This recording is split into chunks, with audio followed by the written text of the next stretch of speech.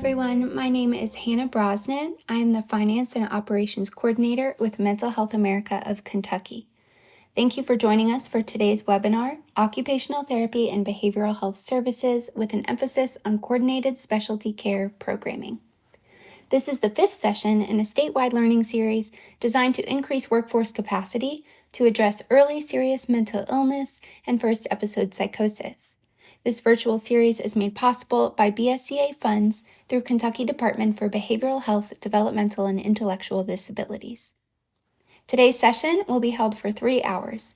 The live training is eligible for certificates of attendance and several types of CEUs. So, on to our presenters. Today's webinar is led by Dr. Camille Skubik-Peplaski, Dr. Josh Skuller, and Tania Kneuer. Dr. Skubik-Peplaski currently serves as professor and capstone director for the Department of Occupational Services and Occupational Therapy at Eastern Kentucky University. Dr. Skuller currently serves as associate professor for Auerbach School of Occupational Therapy and program director of Enabling Technologies, NTech, at Spalding University. Tania Kneuer currently serves as a senior research assistant for OHSU-PSU School of Public Health in Bend, Oregon. So now I will pass it on to our presenters. Thank you all so much for joining us. Thank you, Hannah. Can you post our presentation? Yes, I'll be uploading that right now. I was going to share my screen, right? Sure. Yes. So glad to have everyone here. We're very excited to be presenting with you. Excellent. Thank you, Tania. You bet. As Hannah said, I am Camille Skubik-Peplaski, and Josh Skuller and Tania Kneuer will be presenting with me today. And we want to thank you for attending this session. We are excited to teach you about occupational therapy and behavioral health and how occupational therapy practitioners can address the quality of life for Kentuckians. During the presentation, as Hannah mentioned, if you would have any questions, please post the chat room, as Hannah is keeping an eye on that. If you would advance the slide, please, Tania. So what you're going to experience today for attending is that we are going to teach you about occupational therapy so that you can define the role, especially with individuals experiencing their first episode of psychosis. Also, we want you to be able to identify occupational therapy's unique contributions to an individual's ability to perform their occupations daily. And we want you to be able to demonstrate the ability to screen and refer individuals for occupational therapy services. We know a lot of you provide services through the iHOPE program and other community-based mental health programs. So we want to share with you how the value of occupational therapy and how we can contribute to the quality of life of these individuals. Advance, Tania. So let me start with asking you, what do you know about occupational therapy? Can you share in the chat what you know about us? Do you know any occupational therapists or occupational therapy assistants? Have you received our services? Have you watched therapy, maybe because you had brought someone to therapy? Do you know the value of occupational therapy? So if people would post in the chat, just to give us an idea, if you have any experience. Oh, interesting. Sally did testing for occupational therapists. Okay. So, and Christy brought her child in for sensory processing disorder. Excellent.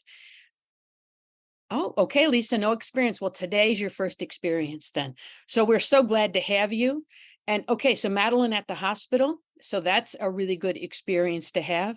You'll also hopefully grasp that occupational therapy works in many different settings and venues and addresses many issues. And we'll go into that a little more in detail. So Jody has worked in pediatric clinic alongside OTs. Go Jody.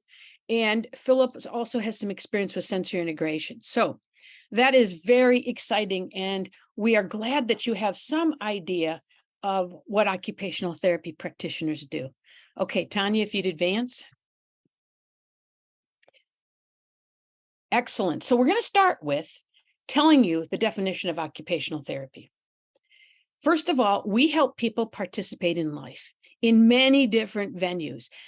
The thing that's tricky about occupational therapy is we cover a lot of areas that contribute to the quality of life. So sometimes you can't just say we do one thing, because we do several things, and you're going to learn more about that today.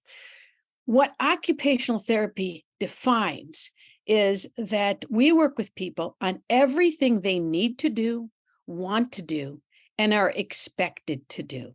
So if you think about what you did today so far, that you were expected to be at this presentation. So did you shower? Oh, you can go back and stay where you were, Tanya. Thank you. So did you shower? Did you eat? Did you pack a lunch? Thank you. Sorry, it did it on its own. All right.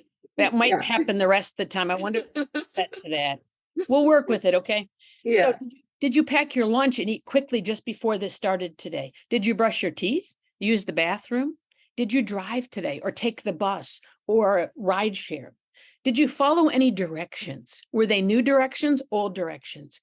These are all occupations that we would work with you throughout the day so that you can contribute to your community. Our job is to support Kentuckians' well-being, to participate in their roles, be in relationships, work, clean, cook, manage stress, fear, and respond appropriately to their environments.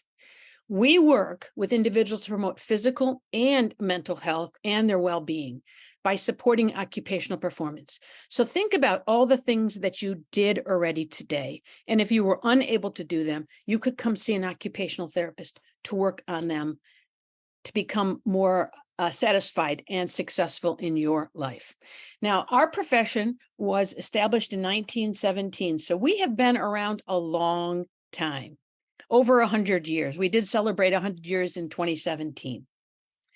So, Tanya, if you would go ahead to the next slide. All right, so we want to start with asking you to think about a client, think about yourself, think about what I just defined occupational therapy for you. And do you have any challenges that interfere with your ability to complete an occupation? Let's start with looking at the environment. For example, if a lot of people are in a room, do you hesitate going into that room? My spouse despises shopping at the mall at holidays. He will never go into a crowded space. So online shopping has been a godsend for us. And Leanne agrees with me too, or with my spouse. So looking at environment, if we look at the occupation, what we have to complete, again, I use a lot of stories with my husband today. My husband does not like if he cannot control the clank when he empties the dishwasher. If I'm emptying the dishwasher and he's in the room, not being able to control when it's going to clink or make a noise with the dishes, silverware, glasses, he'll become over responsive and he struggle with that. Now, if he's hungry or tired, that exacerbates his response. So me being a loving partner, I will let him empty the dishwasher anytime. So then if we look at the person, any of you are over responsive to someone wearing too much perfume or aftershave, and it causes a headache, or you just don't like being in a room with a lot of different smells. Those are all issues regarding the person. And we're going to talk more about this. But the client that you're thinking about, I also want to ask, does the client have physical issues that interfere with their participation in occupation? Do they have attentional issues? Do they have cognitive issues? Social skills that interfere with their ability to interact? Since COVID, we've seen a lot of different changes in behaviors of people. Some COVID have contributed, some probably they had these behaviors before, and now we're starting to deal with them now that we're past COVID. I think we're past COVID. Anyway, then let's go to sensory processing, which Philip had experience with. So sensory processing is looking at the senses, such as smell, hearing, vision, touch, taste, the vestibular sense, or knowing where I'm at in space and movement, and also interoception, which is what my body is doing. Are my muscles contracting? Do I know where that I'm sitting right now or standing, or am I moving? That is interoception. Also, mental health and behavioral health, dealing with emotions and adapting to the stress in our environment, the stress around us. Some of the individuals that we work with have such severe sensory processing deficits that how they adapt to them is not appropriate for their environment, so that interferes with them to be successful in their environment. So does everybody have someone that they're thinking about as we continue to talk and give you more ideas of what occupational therapy is and how it works? Everybody got someone themselves, a family member, or a client that you work with in mind? Okay, thanks, Lisa. Good. Okay, so we can go to the next slide, Tanya, please. I wanted to review a little bit about the history of occupational therapy and the different movements that we've gone through. So as I mentioned to you, occupational therapy began in 1917, and it was in response to inhumane treatment of people with mental illness that were living in asylums, some living in shackles and chains in prison-like conditions. So there was a moral treatment which encompasses treating the mind and the body together, focusing on using healthy aspects of the individual for treatment, and using meaningful occupations and modifying the environment. So that is the moral treatment that occupational therapy began to do. Then you had the mental hygiene movement, which followed establishing that it's the state and the community's responsibility to also care for individuals with mental health issues. Someone had to take responsibility. So in the early 1900s, the benefits of the arts movement were embraced as a therapeutic modality, and that became the foundation, using occupation as an art form for our therapy. So arts with occupations were recognized to provide vocational trainings. They gave people meaning, value, and purpose. And this is the beginning of occupational therapy, because we wanted to work with individuals so they could contribute to their society, which isn't all of your focus, helping people contribute and give back to society. So Tanya, you can switch the next slide, please. All right, so this reiterates a little bit of what I've already said. It just lays it out a little bit differently and makes it pop in the blue for you. So we use the mind and body connection. We look at using the environment to influence mental health. We look at people's healthy aspects to address their unhealthy aspects. We also use meaningful occupations to help people be more effective to engage or distract from unhealthy behaviors. We also try to remove stressors, use humanity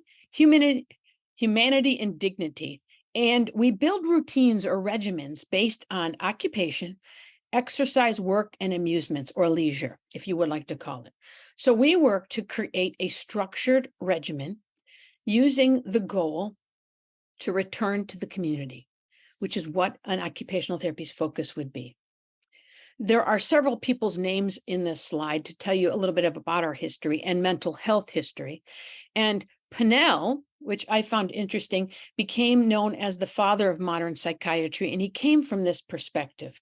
So, and Tuke, who's also listed here, wanted more than a medical approach to individuals with mental health. So he coined the term gentler methods, and that became known as the moral treatment focus. Okay, Tanya?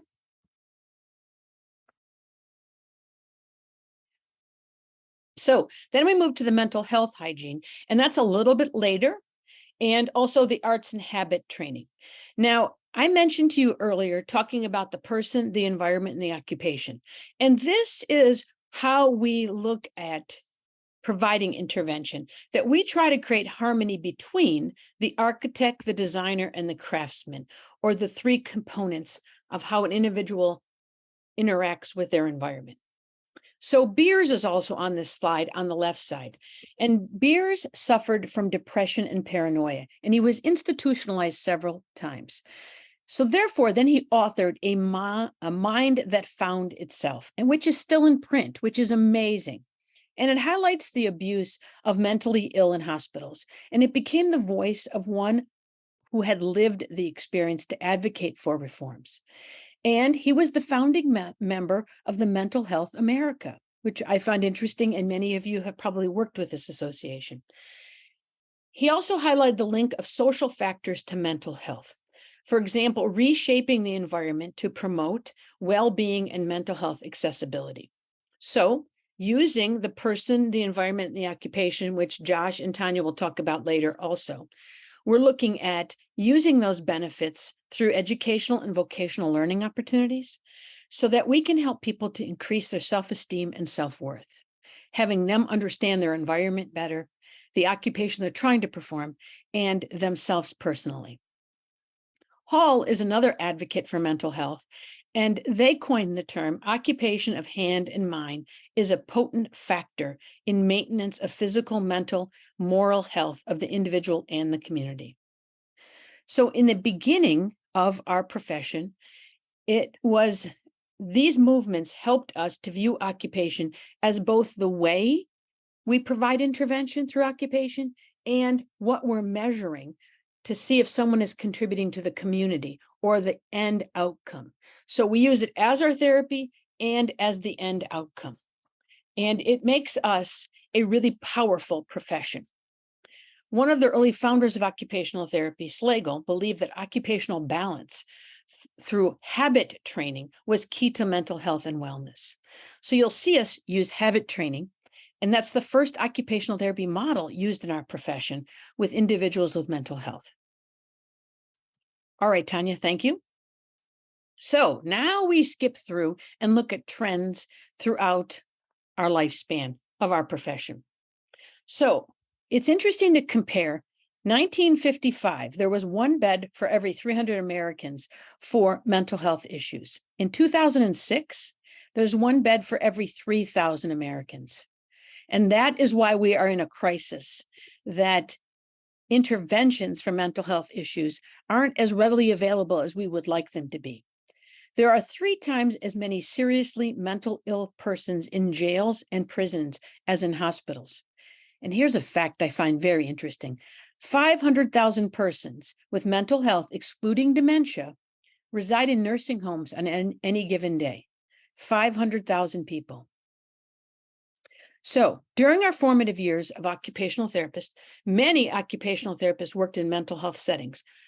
Just to give you an example, up into the 1990s, part of our curriculum required that occupational therapists and occupational therapy assistants did fieldworks in mental health facilities. We had to complete one of our 3-month fieldwork rotations in a mental health setting. However, since mental health settings have decreased in number, our profession had to shift. And now you can do one of your fieldworks in mental health or a capstone in mental health, but it isn't required. And we can also work more in community-based mental health facilities. So in the 1950s, you can see that we moved from therapeutic use of occupation and environmental factors, and we became more of a medically based approach.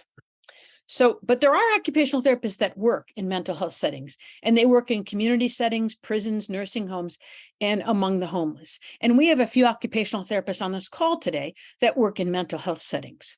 And so we are very active in the settings, and we're looking for more contributions that we can help Kentuckians. Just for an example, in 2010, when the Patient Protection and Affordable Care Act was passed, it emphasized the integrated primary care with behavioral health services. So that was a really wonderful shift for everybody in the behavioral health realm. So those are things to kind of keep in mind. Okay, if you could. Thank you. Okay, so we wanted to also review to you to let you know about the occupational therapy workforce in Kentucky. So you don't have to worry that we're not available to you. So to give you an idea, we are either a clinical or a master's entry level to our profession. And there are 4 occupational therapy programs in the state. We have Eastern Kentucky University, we have Spalding University, Murray University in Paducah, and Northern Kentucky University in Florence. And EKU is Richmond and Spalding is in Louisville, just to give you context for those places too.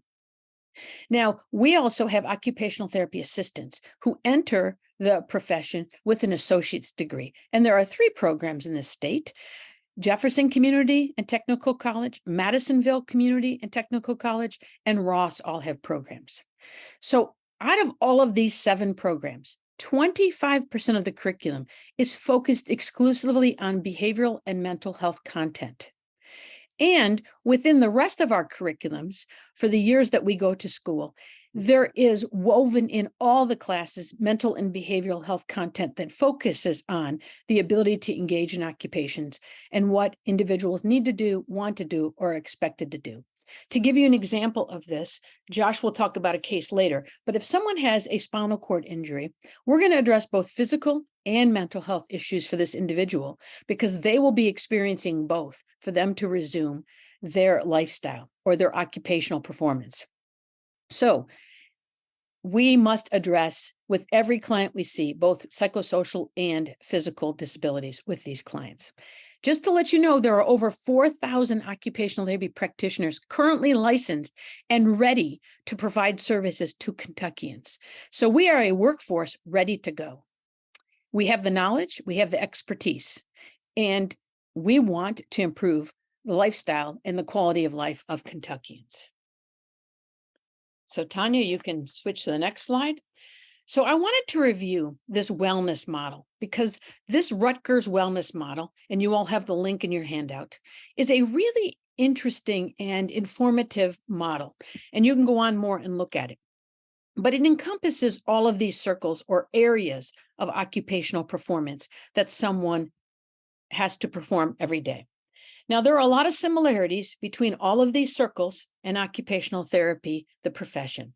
As we work with our clients, we address anything the client wants to participate in or we see as a deficit for them, and especially under the area of occupational that you see at 6 o'clock on this circle. If there is a deficit in any of these, then it can have an impact on occupational performance, and the person cannot contribute to themselves, their families, their job, or their community. Occupational therapy practitioners address every circle of wellness while striving to gain balance amongst all the circles for homeostasis. Josh and Tanya are going to continue to dig a little deeper and for that balance amongst these. And they're going to address circles that we even look at more thoroughly within occupational therapy. Remember that these circles are areas that occupational therapists address for wellness is what we're looking at. And we're going to be identifying how to address mental health issues and behavioral health issues in Kentucky and give you more details. So I'm going to pass it off to Tanya now. No, Josh now, excuse me. All right. Next slide, please. All right, fasten your seatbelts, everyone. We're going to talk about the OT practice framework. So this is pretty much what defines occupational therapy, really digs deep into what we do during the day. And so I'm going to be spending actually the next few minutes really talking about this image on the screen. So you'll usually hear me refer to this just as the framework. So instead of saying the occupational therapy practice framework, and it's a document of the American Occupational Therapy Association and presents a summary of the integrated constructs that describe occupational therapy practice. In other words, what we do. And the definition of OT per the OTPF or the framework, this defines occupational therapy as the therapeutic use of everyday life occupations with persons, groups, or populations for the purpose of enhancing or enabling participation. So that's a mouthful. Just we're working with everyone on what they need to do, want to do, and have to do every day. And on this graphic, you're going to see that the framework consists of 2 sections. So the domain and the process. The domain outlines the purview of our profession of occupational therapy and the areas of which we have extensive knowledge and expertise. And the process describes the actions that we take when providing services to our clients. So now I'm going to delve even deeper into what this means. So you're going to see that within the domain, we have these words: occupations, context, performance patterns, performance skills, and client factors. So what does this mean? Well, occupations are what we do on a daily basis. Every single thing that we do during the day is an occupation. So, a lot of times, I tell our students here at the university that you're going to spend a lot of time explaining to people that occupational therapy is more than helping people find jobs, because people naturally think about the word occupation. That's what that means. But really, every single thing that we do during the day, and we're going to talk a little more about that. So within occupations, we consider the following: activities of daily living. So this is going to be like your grooming, your self-care, feeding yourself, taking a shower in the morning, waking up in the morning. Those are your activities of daily living. You also have instrumental activities of daily living, taking care of your pets. So for example, I know when I first get out of bed in the morning, I have 4 dogs. Yes, I own 4 dogs who are waiting to be fed.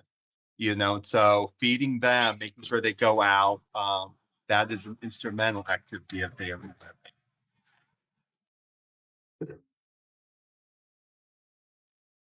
Josh, I accidentally muted you. I'm sorry. So Thank you. that's okay. I've unmuted. So, but like I said, taking care of my pets is an instrumental activity of daily living. Paying my bills, budgeting, finances, going to the bank, those are other instrumental activities of daily living. So that's one example of occupations. Health management. So working out, anything that's going to raise your cardio or raise your heart rate in a good way. That's going to be, health management. Tending to your medications can also fall under health management. So really working to manage our health. Rest and sleep. So again, sleep hygiene, preparing yourself for sleep, preparing yourself for bed. Get the whole process, the whole routine of getting ready for bed is an occupation. Education. And education can be either formal or informal. So formal would be, kids going to school, preschool through grade 12, students enrolled in college. Um, this right here could be a good example of formal education. You all are participating in an in-service or continuing ed. And then there's informal education, which is more learning things for a hobby. There's some adult, like here in Louisville, we have, Louisville Learns, which is an adult ed program where you can take like art classes or other types of things. They're going to be a little more informal, a little more flexible for the way you want, the way you want to learn and what your goals are for that. Work. So again, going to work, participating, being able to participate in work. That may be socially, that may be productively. Play and leisure. So for little kids, going to play groups, playing on the playground at recess, etc. For adult leisure skills. So learning how to participate in various leisure activities. I like to do yoga every day, so that falls under my leisure. And then social participation, participating in social settings, social interactions. So these are all our occupations. Contexts are environmental and personal factors, and they help to shape our values. So environmental factors are aspects of the physical, social, and attitudinal surroundings in which people conduct their lives. So we consider physical geography, population, technology for personal use or for employment, cultural, spiritual activities, families, friends, social norms as a part of the environment and things that we do within the environment. And then personal factors are what make up an individual's background. They're not part of a health condition. So for example, I'm a male, I'm in my 40s, and I was raised with my 3 siblings in a Jewish household. So those would be my personal factors that make up me as a person. Performance patterns are our habits. So for example, many people will say they have to have coffee before anything else in the morning. So that's going to be your habit. Our routine, so your morning routine. So your morning routine may start with coffee before anything else, but then what else do you do in your morning routine before you go to work? So most people have a routine that they follow. Roles. So you may be a parent, a sibling, an employee.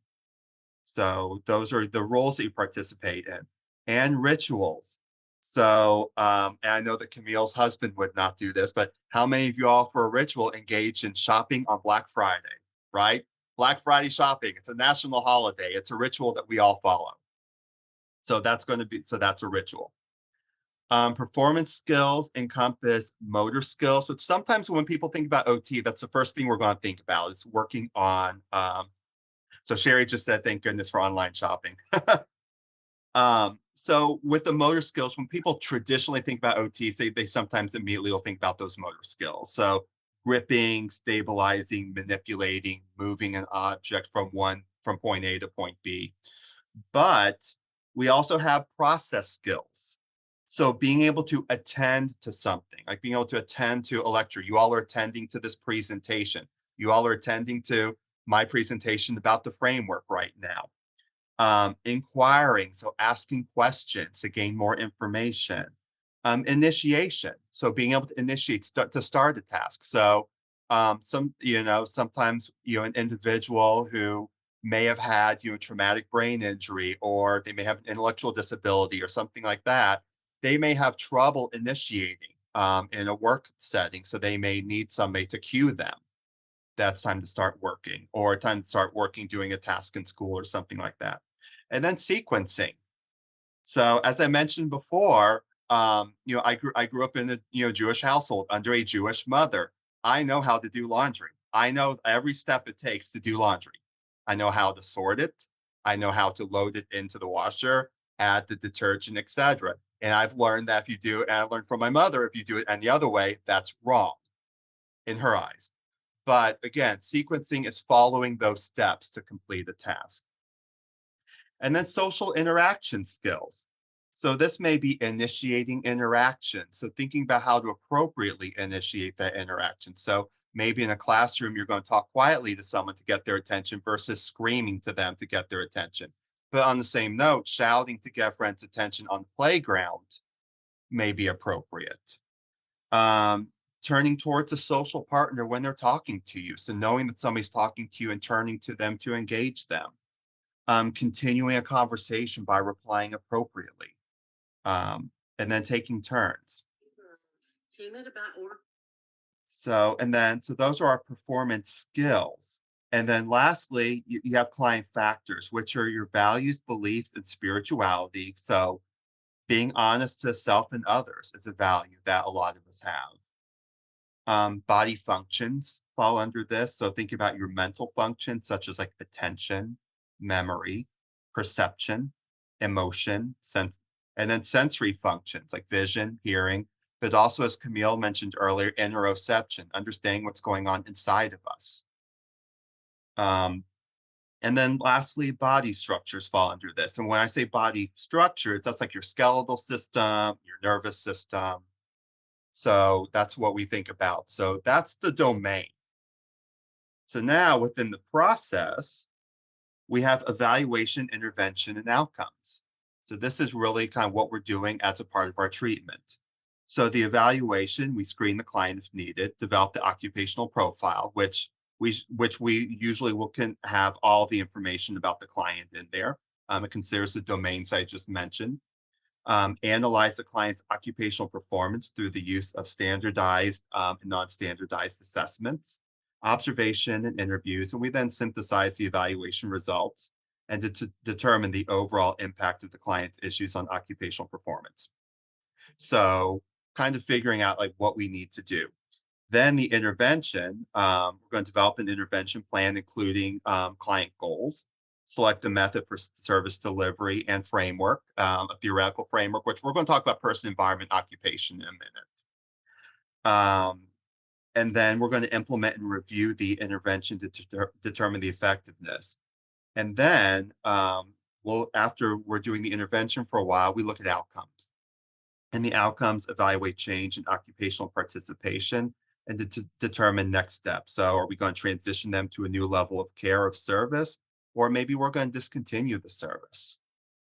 So really that in a nutshell is the domain and process of occupational therapy when we talk about that. The clients of OT are typically classified as persons, the patient as well as caregivers, groups, um, and then populations.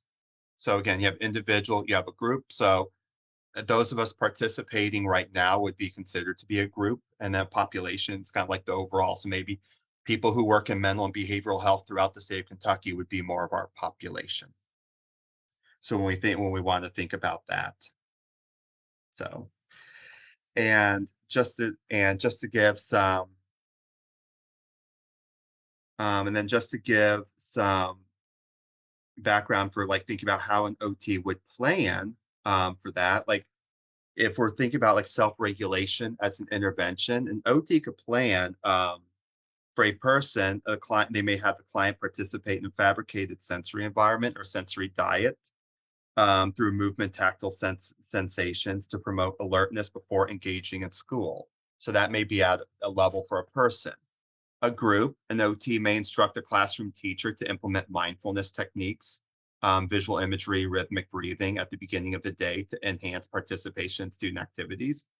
At the population level, a practitioner consults with businesses and community sites to establish sensory-friendly environments for people with sensory processing.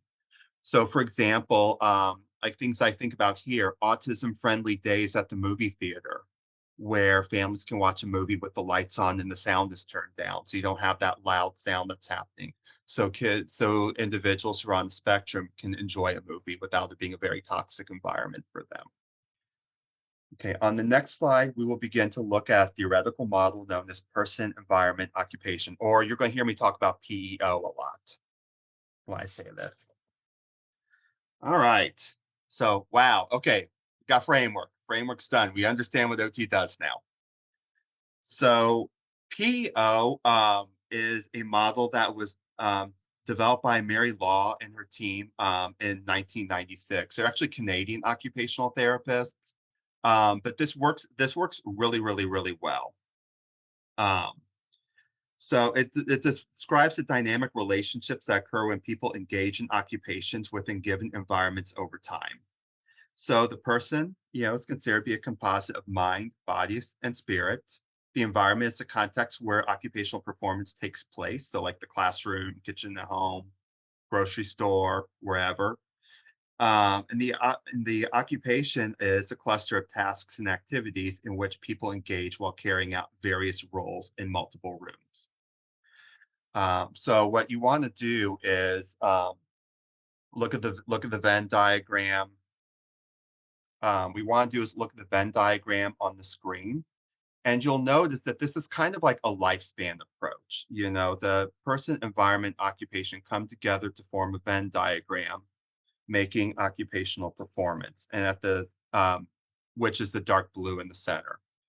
So, and depending on where you are in life, your occupational performance may be great, which, looking at the first Venn diagram, or it may be related to the second Venn diagram. It's not so great for that person.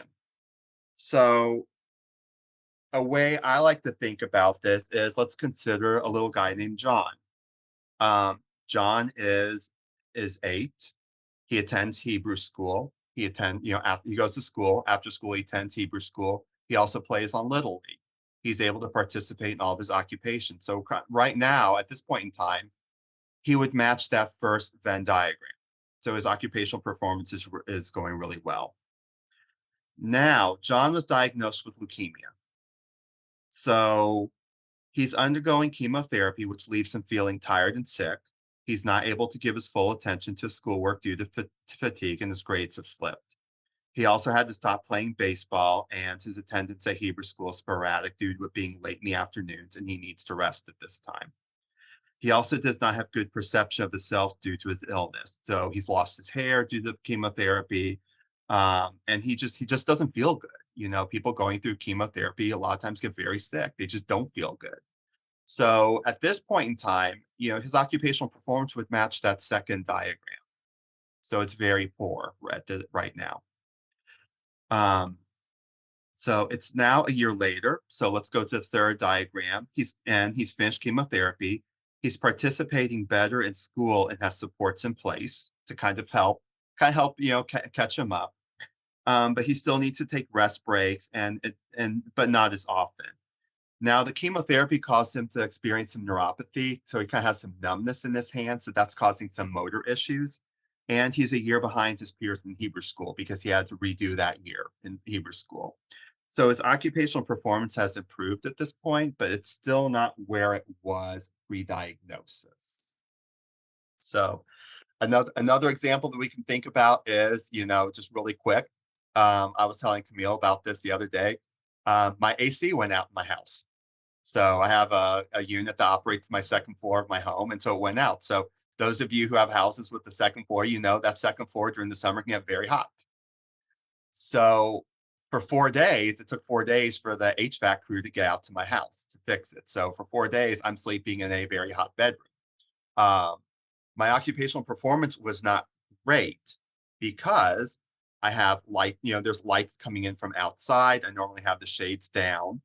I had to have a fan running, which was making a lot more noise, and it just temperature wise. So basically, it was out of my norm. So didn't sleep well for those 4 days, which therefore impacted my occupational performance at work because I was irritable, I was moody, I was tired.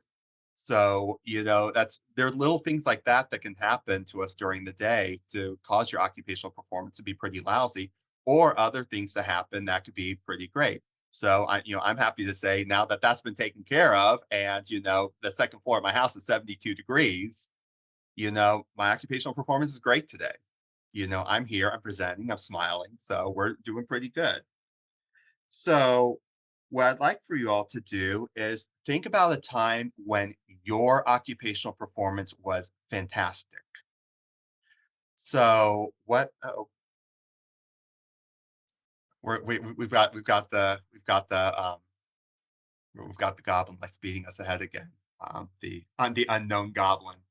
That's what we call him here. But anyway, so think about your occupational performance. What made it fantastic?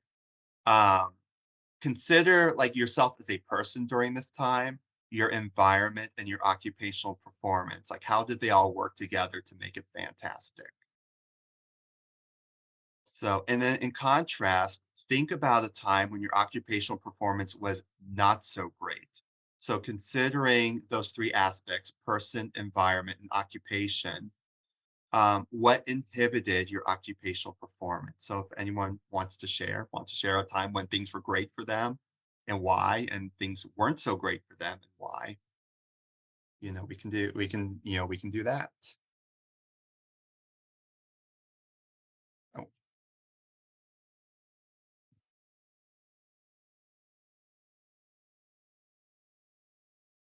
okay.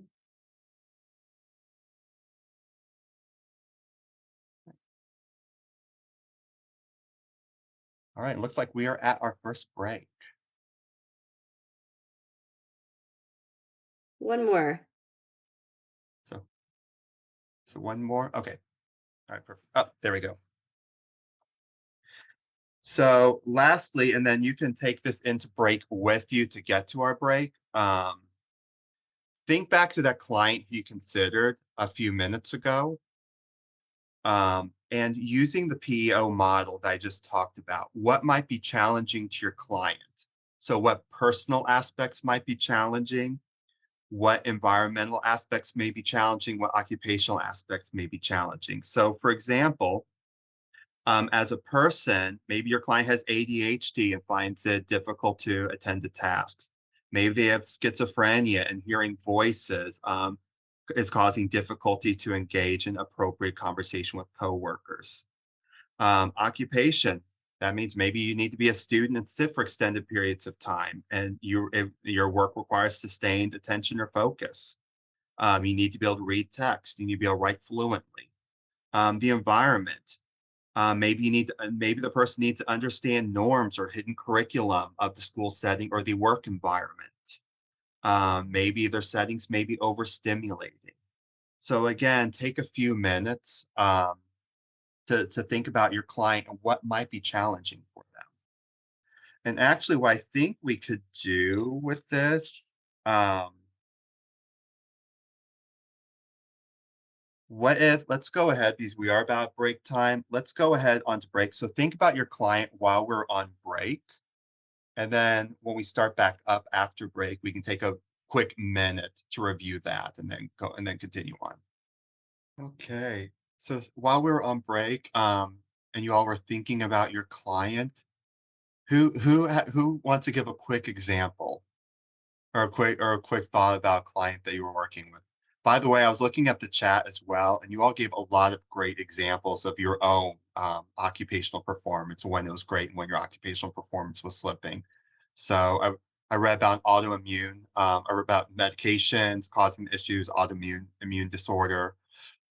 So what about your clients too? Who has some thoughts about a client where their occupational performance may be challenging and what might be causing these challenges based on person, environment, and occupation?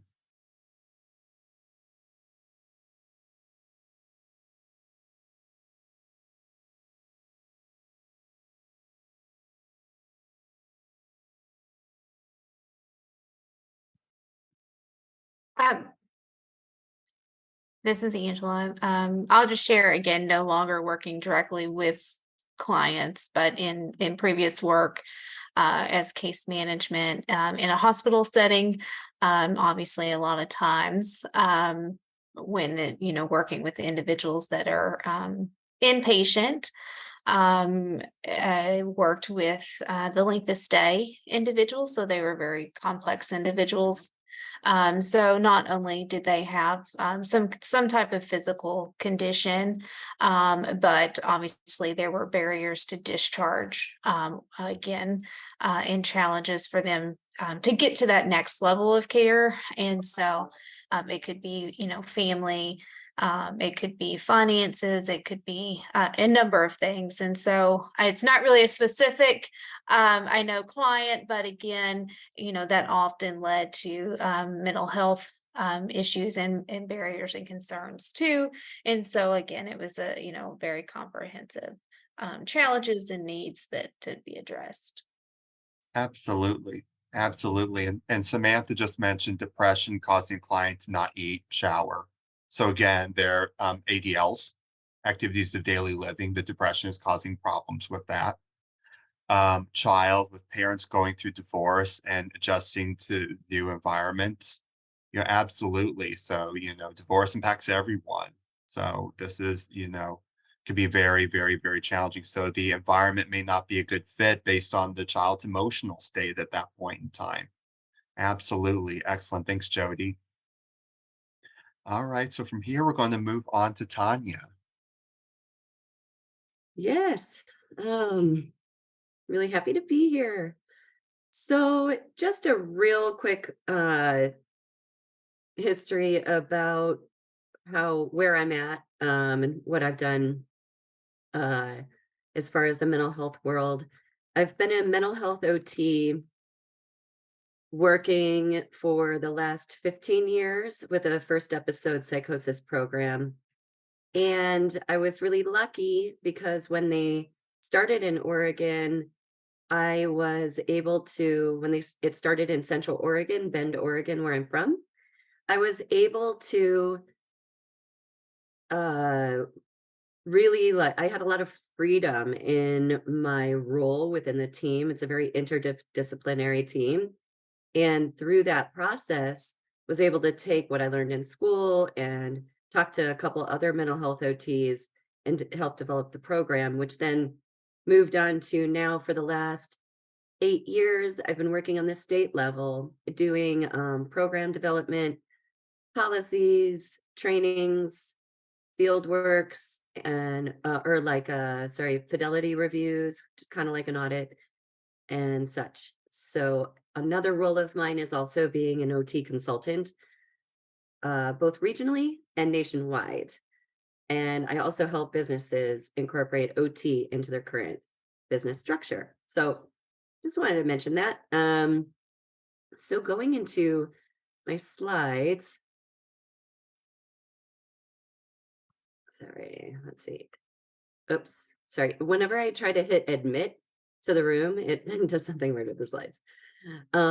So what I wanted to cover, now that you have a lot of the history and a lot of understanding, a dive into our framework, where this comes from and why, I wanted to start getting more specific about our role within the process of a mental health um, clinic. And then I'll move forward and then talk more specifically about on the team. So our work is always collaborative with participants, and it's guided by their definition of wellness, not what we think it is. And so some of our assessments will really highlight that because, they rate if they have a certain role, they rate how meaningful it is for them. And what I might perceive as a meaningful task associated with a role, it can be very different. And so I've always, I've had to go, okay, no problem. I mean, this is about what you want to work on. And they've actually did a study where this comes up time and time again, just in general with all treatment providers in mental health. They did this extensive study and there was a big discrepancy between what the providers thought was wellness and how the participants described wellness and what they were looking for. So we know that this is working with transitional youth or 13 to 27 years old. It's just a huge transitional and identity time. And one thing I want to mention about, the OT work is some of our training within our graduate and doctorate programs, it has a lot of generalist ideology that supports the foundation of our skills. And we learn a lot about developmental milestones in OT. And and then we practice how to view occupation from a health, wellness, and illness standpoint, incorporating the developmental piece within that. In fact, many schools, they have, we do these rotations for on-the-job skill building. And I can't say all, but many, because I don't know for sure all, but most of them that I know do a rotation in a school-based practice that is also on-the-job experience with working with things like IEPs and 504s, helping support the school team to make accommodations and really trying to get the environment to feel more comfortable. Because what happens often when there is a change in how the sensory process is processing the world, or a change with psychosis, with the hallucinations, delusions, and thinking a little bit differently, is that there's there's just a lot that also is then added on to the fact that they're in a very big transitional identity phase. So we also prioritize what their roles are and what they're interested in and or have to do. And that could be anything from like leisure, recreation, spirituality, volunteering, caregiving, education, community participation, work. So the way we move through this is we'll start with an evaluation where we'll do an occupational profile and an analysis of performance. A lot of our assessments are very hands-on and experiential. And then also we do have the assessment format and clinical observation as we hold the discussion. Then we have the intervention, the assessments, implementation, and then we will reevaluate every 3 to 6 months, depending on what the assessment is, to make sure that we're staying with the skills that we need to build on. And then, of course, there's the outcomes, and we have outcome measures, evidence-based practice, and our reflections on the process. So I just want to say again, it's whatever means wellness to the participants and the family members that we work with. I wanted to give a visual example. I am now looking at the right and it looks so blurry to me, but luckily I've typed it all, the different categories on the left. But this is a visual understanding of a general OT process of service delivery in the mental health context. We start with a screening tool, and it's our first step to narrowing down what we're working on. And what I'll have is I'll have individuals rate if they have concerns. Maybe they have lots and satisfactory and strengths, and that's really important information to have. Let's say there's 3 in concerns. Then I'll say, if you can, and you don't need to be able to do, you don't need to do this, but if you can, is there an order of priority for you, which is what is a bigger concern and what is a lesser concern? And if they have 3 or 5, that really also helps me prioritize what their priorities are. And so looking at all of these, I do want to mention too, this screening tool in our programs is used where either the screener, the person doing the very initial assessment, anyone on the team, but this, for the teams I work with here in Oregon, this happens right away. And it takes about 5 minutes. You can either read it or you can hand it over depending on where the participant is at. And we look at all of these through an OT lens. So it's not just what it says necessarily.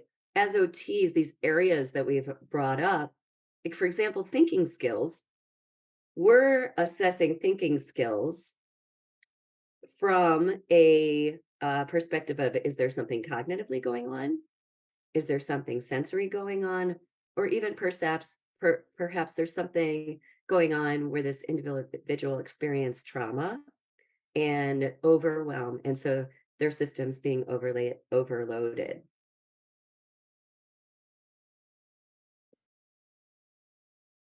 The next step will also incorporating the clinical observation, lots of past medical history, client family support interviews, and the assessments. We then narrow it down even further. So we utilize many different assessments as OTs. This is just a brief introduction, but our assessments cover anything from life skills, sensory processing, of course, anxiety, stress, how they influence the nervous system, which then influences the sensory system, and vice versa. And then we also look at praxis, which would be deciding what your body has to do, then doing it. So it's like a conceptualize what needs to be done, a plan, and then organizing like our motor functions that we call sensory motor, and then visual perception, ability to visually interpret the surrounding environment, which is why you'll find OTs sometimes doing driver's assessments for programs, whether it's physical health or behavioral health, to figure out if we have these visual perceptual assessments that we do. And on the job driving with training, where you can see the safety of where someone's at. So you may be wondering, possibly, so then when we gather all this information, where does it go? And it goes into what is the mental health OT assessment. And this has all of the factors that any mental health assessment would have, in addition to the integration of the OT perspective. So I wanted to give you a quick visual of what this looks like. So, we get some personal information here. I'm going to kind of go slow so you're not struggling to read this. This is just a start. We have different assessments we do also, but I wanted to let you know this is for if we do these, we can easily check it, or we write it in if we've done something else. And then we go down to what our recommendations are overall. Are we doing consult only or individual therapy?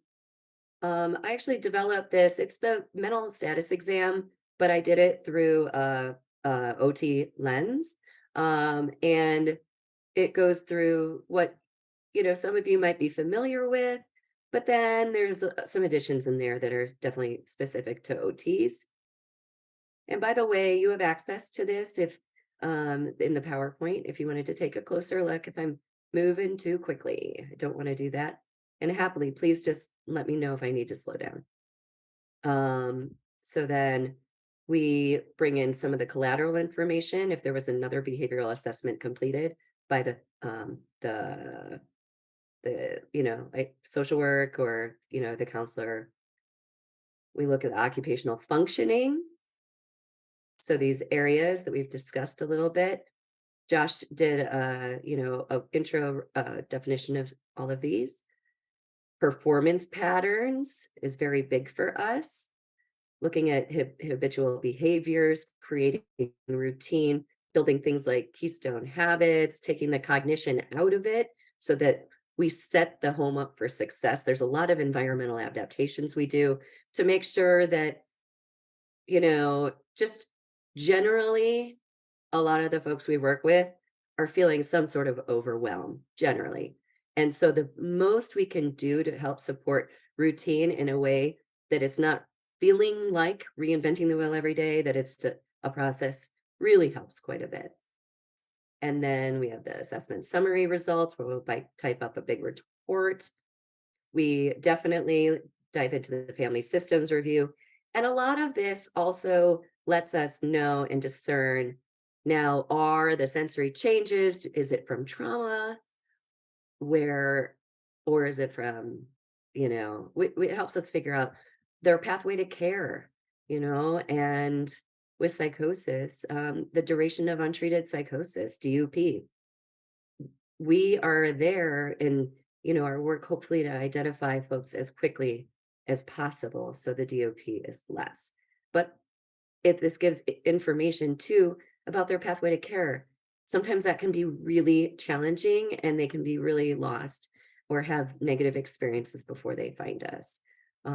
Looking at community life, and then recommendations and plan, any referrals, and there you have it.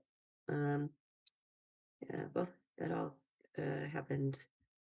Yeah. So anyone have any questions?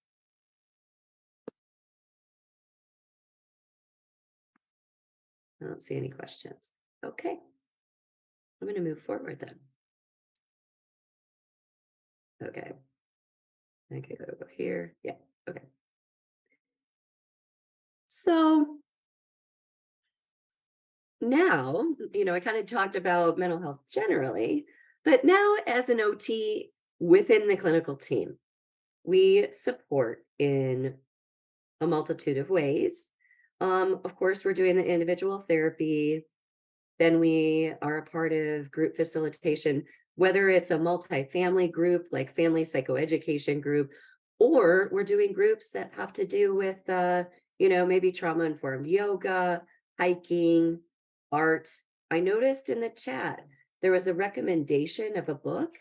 And I just want to bring that up. Your Brain on Art. Thank you for that. I'm really curious to look at that. We have to keep in mind that we all learn very differently. And so also OTs, with everything we do, we offer it with different media, whether we're doing it verbal, and actually I usually do it all. I offer it to them verbal, written. If we write it down, I make a copy for myself. And then sometimes with colors, teaching how to use colors so that the information pops, or even pictures, depending again on where someone is at in their recovery. With family support, working with families, we might, helping the families understand maybe some accommodations that need to take place in the home to help that environment feel more relaxing.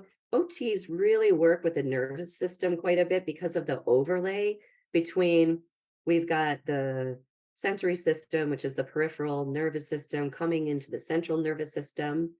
And then we also have the autonomic nervous system, which is like our fight, flight, and freeze. They are very different, but they influence each other. So we're always looking at how to create more harmony and relaxation in the body. And another piece is consulting and collaborating with the OT areas to support the current treatment goals. And this is making sure that we work with teams to help make sure that the OT elements of things like cognition, what might be impacting the social skills. It's not just about, being comfortable with 2 people, and then becoming comfortable with 4. You know, it could be cognition, it could be sensory issues. And, you know, so part of what we do with our assessments is to discern what's what. And with healing, we also we can help support goals. I've done it all the time where someone comes to me and says, "Here are my goals. What was there anything you would change or tweak?" And I would say, "Oh, okay. Yeah, have you checked on this?" And then we can make the goals to be even a better match and more reachable, so that we're helping, you know, the small successes are big successes, right? And, you know, I don't even know, maybe there's another word for it. So, you know, small, no, every success is important. So then, you know, collaborating with other systems, there's so much of that, you know, there's so many other support networks. You know, I mentioned the schools, we do a lot. I've sat in a lot of IEP 504 meetings, and even in the classroom when it's okay with the participant to sort of take a look at the room. Oh, okay, they're kind of by the air fan, and they have difficulties with verbal memory, and that isn't helping. Or the UV light's making a strange buzz. Or they're in the back and, you know, changing it to the front, or they don't like having people behind them. So we move it to the back. You know, there's all sorts of possibilities in a classroom. You know, other systems, of course, juvenile justice, homeless youth, you know, other community agents and medical facilities and other mental health systems of care.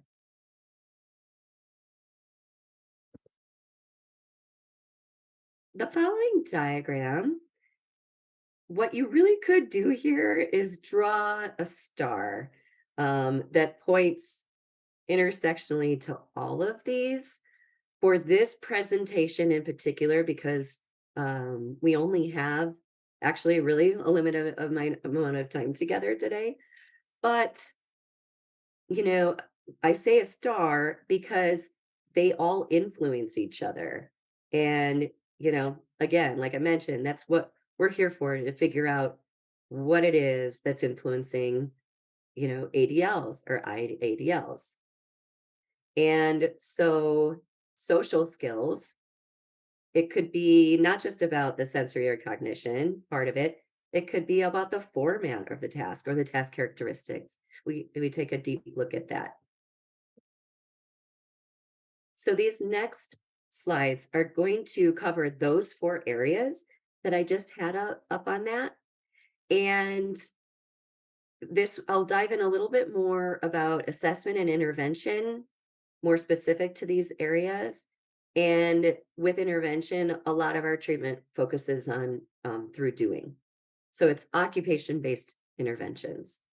So this first domain is ADLs, IDLs. Just quick summary again, ADLs are personal self-care, you know, getting ready for the day or sleeping at night, intermixed with things during the day. The IDLs are more of a complex set of skills to live independently. You know, as you can see, preparing meals, shopping, taking medication, safety, accessing community resources, finances. So we make adjustments to the goals, you know, for level of difficulty. And then we also carry a role on teams to support discharge planning.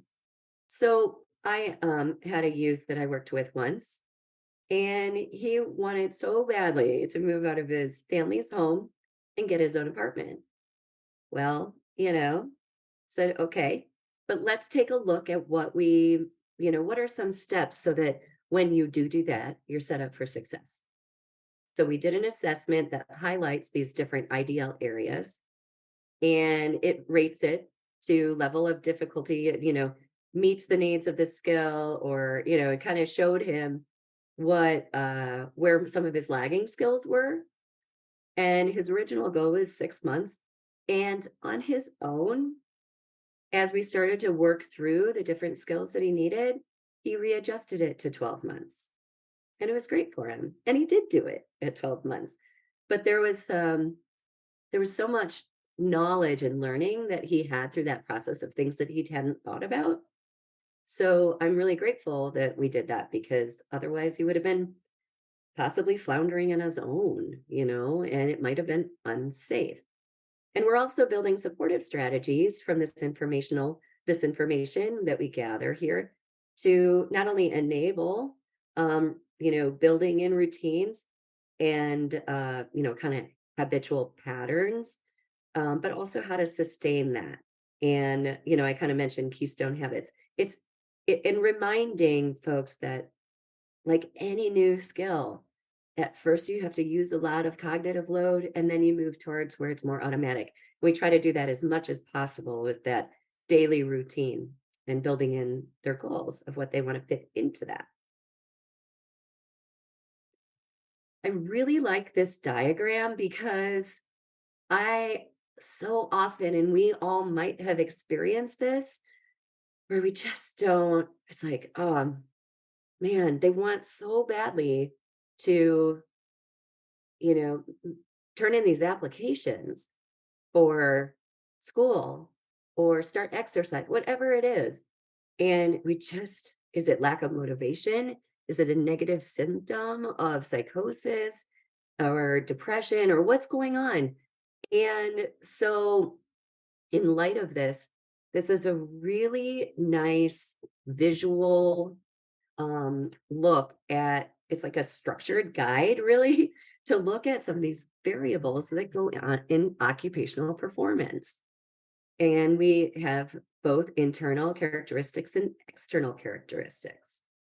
So our goal is to fill, there's unfortunately a lot of the folks, when they come to us, they might have had, if you have a success bucket and you have a failure bucket, like, oh, I didn't do it again.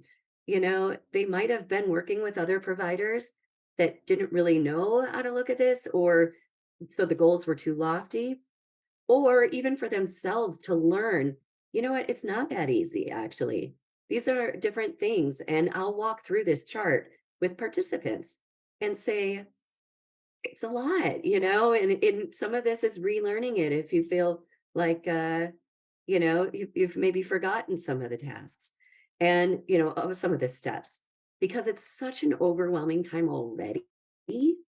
And so it's easy to be forgetful or kind of have challenges with your short-term memory, moving into long-term memory. So this is about doing the best we can to set goals as close as possible to just a slight increment forward, so that we fill that success bucket. And filling a success bucket means that there's that, for whoever's familiar, internal internal locus of control versus external locus of control. And research shows that if someone is feeling depressed or some of these other illnesses, including any type of psychosis, that they're more out in the external locus of control, meaning what is sort of happening to them, right? This builds internal locus of control, and that leads to confidence, self-efficacy, which then the more you believe you can do it, the more likely you are to take a risk and try something new. And not only that, do what you're hoping to do. So just briefly, in case there's any I wonder what that is. Energy alertness is our responsiveness to the environment. That can vary throughout the day. So we'll do diagrams where we help them map out the day, where the peak is, capitalize on the peak, and then where the lows are and what other tasks and skills would fit best there. We've got cognition, there's, the executive functioning skills. And so an example of that is if someone has response inhibition, which is the suppression of actions that are inappropriate in a given context that interfere with goal-directed behavior. So, if you have two kids working on something and one has very low response inhibition and one does not, one might have trouble finishing the test and they're distracted very easily and loses focus. And then the other may not have any trouble with focus at all. And so, in that case, we would work with how to help with that. And And it's nice when we do like our executive functioning assessments, instead of someone going, I just can't do it, I don't know why, and I don't know why everybody around me can, we can go, it's not just your, all of it isn't working. Now we can really narrow it down to this one thing. We can work on that, and it all of a sudden becomes really manageable. Then you've got, emotion, of course, and then metacognition. It's awareness and understanding about one's own thoughts. So thinking about our thinking, motivation, memory. Task characteristics could be like verbal versus written, activity format could be number of steps versus like hands-on, fixing things, really works. There's some kids, I have a dear friend who works in the design. He does the elective design, and he has so many kids that do really well in his class and then are known, unfortunately, as like troublemakers, or they don't listen, or they're disruptive in the just hearing class. But the hands-on classes like art and hands-on, I mean, we might even in this group have those feelings like, oh yeah, I am way better learning when when I use my hands and I'm more engaged. So there's that. And then role requirements, just certain roles require different asks. Different role requirements for a teacher, different role requirements for maybe someone like a grandmother or a grandfather. Any questions about this chart? Okay.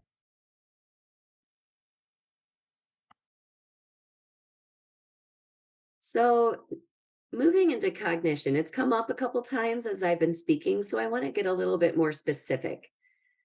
So we measure cognitive skills for everyday function.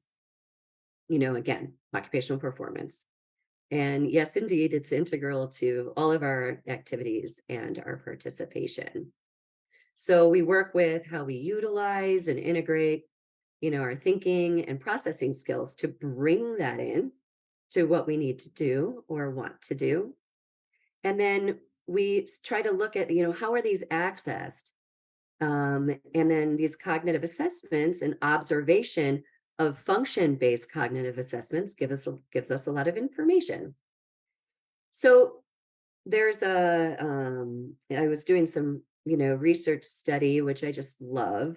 I love research, but it was out of Stanford, and they put together some statistics about cognitive functioning in first episode psychosis programs. So they found, just to kind of explain this through, 82% of individuals with schizophrenia and 52% with affect psychosis, they scored below 84% of healthy controls when starting a first episode psychosis treatment. Another study even showed 91 to 98% of the general population scored higher than individuals starting a first episode program. Now, the added layer to this is then they looked at insight is, are you sensing, what type of, change you're experiencing? And of that 82%, 40%, they didn't have, whoops. Oh my goodness. Sorry. They didn't have the insight to understand it. They really underestimated, where they were at. And that is something important for us to consider, because that could lead to, decreased safety, or, also it gives us a lot of information about what support might be needed. And so that's why, cognitive assessments are really important for this population. And of course, there's also, it's not just, there's different statistics that also go along with different other mental health illnesses. So just to give an example of, what I mean, or, a way that we can kind of work in a team, a clinical environment with each other is, I would perhaps work with the nurse on medication management. And So I loved working on an interdisciplinary team. And it's really wonder if you can actually have an OT on the team, because you'll see through this presentation, there's so much that comes together with our other team members and helping to support the goals that they have as well as us, and how that overlaps with each other so that the client feels like they're really moving forward. And it's like, it's very strength based, right? Towards wellness and recovery. So we have an assessment called the Ellen Cognitive, and they give numbers which will show you where someone is at. And there's OT programs in my state where it is just procedure that the OT, before an individual discharges, they do a cognitive assessment, sometimes the ACLS, to make sure that they're making an informed decision for the discharge planning. And so I would work with the nursing on the team. And so let's say they got a 4.6. The numbers are like very specific: 4.6, 4.8, 5.0, 5.2, but 4.6. And we're just like, man, we've got this pill reminder, and, he or she is just not taking the medication regularly. Well, we do this and we find out, okay, so actually, they shouldn't just only have weekly pill boxes. You really also want them to have caregiver supervision, or you can hire in some communities someone who just makes sure that the pills are taken daily. And hopefully you have that in your communities. But yes, so that says they need caregiver supervision. They can't just go with once a week. The other piece the 4.6 shows us is that they need ongoing support for psychoeducation for them and their families. And and so then we'll take this perspective to then our treatment ideas. And it's going to be, number one, we're going to declutter the bathroom from distractions. We'll work on building those keystone habits, so it's less of a willpower and cognitive need. It's like, put the toothbrush, you might have the sticky notes on the mirror, take medication, then you'll have the toothbrush next to the med box, side by side. And then maybe one step further, if their goal is also to walk around the block, the shoes are right there by the sink. So it's just like, oh, yeah, that's right. Oh, okay, I'm going to take my med, and oh my gosh, yes, of course. And you're more, I'm going to walk around the block. So you just keep practicing the patterns, and then you lower supervision as you're able to.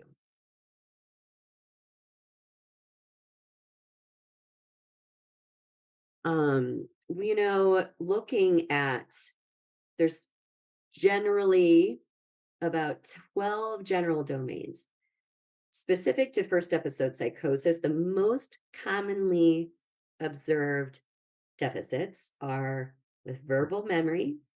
So that's if you're sitting in a class and the teacher says, well, everyone's packing up their bags. Oh, and by the way, I want you to read pages 4 to 24 for the next thing and write up a paragraph about it. So an accommodation would be that the teacher will then write it on a piece of paper and hand it to the participant as they leave the room. Processing speed, again, sometimes teachers talk really fast right at the end because they're getting it in. I'm saying teachers, but it's anything. It's talking to someone who, people speak to each other with different rates of speed. So we might have to slow it down and have a lot of breaks, right? Then we look at executive functioning, working memory, and attention. There have been so many times that individuals have come into our mental health programs where they have in our network, where they come in with a misdiagnosis of ADHD, when it is actually it's cognitive or it's sensory. And so when we are seeing ADHD as a diagnosis, we'll definitely look a little deeper at that and just try to see, what level of where the nervous system is being overwhelmed and what is causing that. So the OTs, in essence, are, we're considering the area of personal factors of the individual. And I'm referring to what you saw with that PEO model, the framework that we work in our earlier discussion that we work with. So it's about what we want is to smoothly progress occupational performance. And that's why it's really important to know specifically which domain and what within that domain, and also how it's being influenced perhaps by these other domains.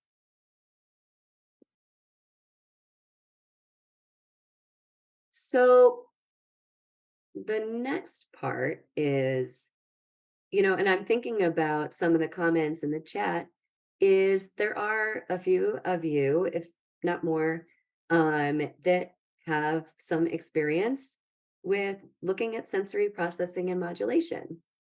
And sensory processing, we wouldn't, I mean, without it, we wouldn't know where we were in space or what we were doing. I can't even imagine, I just don't think, I don't know. There's not, I don't, you wouldn't know what's going on if you didn't have sensory processing. So it's important for how we interpret and, what we feel from the environment and what that does when it comes into our bodies. And that will present both internally and also behaviorally. So youth or young adults will get labeled saying, oh, they're not paying attention, but that individual is working so hard to pay attention to finish that test or listen to you in a crowded supermarket. But there's just so much that is happening that it's so much of a struggle. And they're actually, I don't have this here, but you can go on YouTube to saying visual or auditory sensitivity and put it on. And when I have a longer time, I actually have people try to hold conversations while this is in their ear. And it's so hard. Visual sensitivity as well. So yeah, what our assessments, we look at more specifically on like our tendencies of what's going on. And then we will teach strategies that are both about our self-regulation. So how we regulate our nervous system and the homeostasis and harmony in our bodies, ourselves, but also co-regulation, how we do that with other people. And not everybody's the same. And a huge mistake is people think that stress reduction strategies are the same as sensory, and they're very much not. The fibers overlap. So again, you've got the sensory fibers coming in, all our, our nerves into the central nervous system and up to our brains. And so if someone is over-regulating to anything sensory wise of these 8 senses, then they're over-regulating. So it's like the gaps up here are really wide apart and too much information is coming through. Under-regulating would be there's lots of little slats and not enough information is getting through. Kind of a nice visual of how that would look. And just in case there's any confusion, vestibular, proprioceptive, and interoceptive. I know we mentioned it earlier, but just a little bit more. Vestibular is knowing like where your center is in space. Proprioception is your general body in space. So I would like to just ask everyone just for a moment to close your eyes. And so you really have to have your eyes closed for this. So I hope you don't have to do it, but I encourage it. But to do it right. So close your eyes. And then what you do is you raise your thumb up towards the ceiling or down towards the ground. And you can even raise your hands up towards the ceiling, down to the ground. And then you can open your eyes. Was there anyone that didn't know where their body was in space with their eyes closed, that they didn't know if their thumb was up or down, or their arms were up or down? If you didn't feel that, that would mean that proprioception would be an area that an OT could help support and work with you on. But sometimes when there is changes within our body with mental illness and psychosis and sensory processing, that can get thrown off. And with, oh, breaking 5, no problem. And then what we also have is the interoceptive sense. And just a little bit deeper on that too is hungry or not. You know, your body knows when it's hot or cold, or that's not always the case, actually. And actually, some of the medications can interfere a little bit with that interoceptive internal sense of what's going on in our body. It's like a lot of those natural systems, but yeah, what's going on in our body. So, following that, we create a sensory profile, and there's specific assessments for this as well. And it will let you know if someone's more like seeking the sensory stuff, that they're underregulating, so they're not getting enough. And maybe that means that it's hard to get, once you sit on the couch, you start circling the drain, it's really hard to get up. You need more external accountability. Avoiding is like, ooh, that's bothersome. And then sensory sensitivity that's bothersome, but really triggering. Like, we talked about the dishwasher with the dishes, but there's just so many examples of what that would be. So to help calm the system, perhaps in a classroom, we might add, weight into a backpack that they just have on their lap. So it just sort of looks like no big deal, but that can really help have a direct response through the proprioceptive system to bring their calming down. And when I mentioned that the trauma also influences our sensory system, you really have to understand what's going on for an individual with that through the past medical history, because you can actually do damage by not knowing that. So if someone is tactile defensive and you're approaching it only through a sensory processing lens, and it's from trauma, then you're going to do harm. So they're different, right? And that's where we come in to figure out what's what. And the next slide is a diagram that I would always bring to the schools, to the IEP 504 meetings. And we do a bottom-up approach. It's not cognitive skills down, this is the foundation. And, the sensory processing is the foundation to shaping function and behavior and learning and development.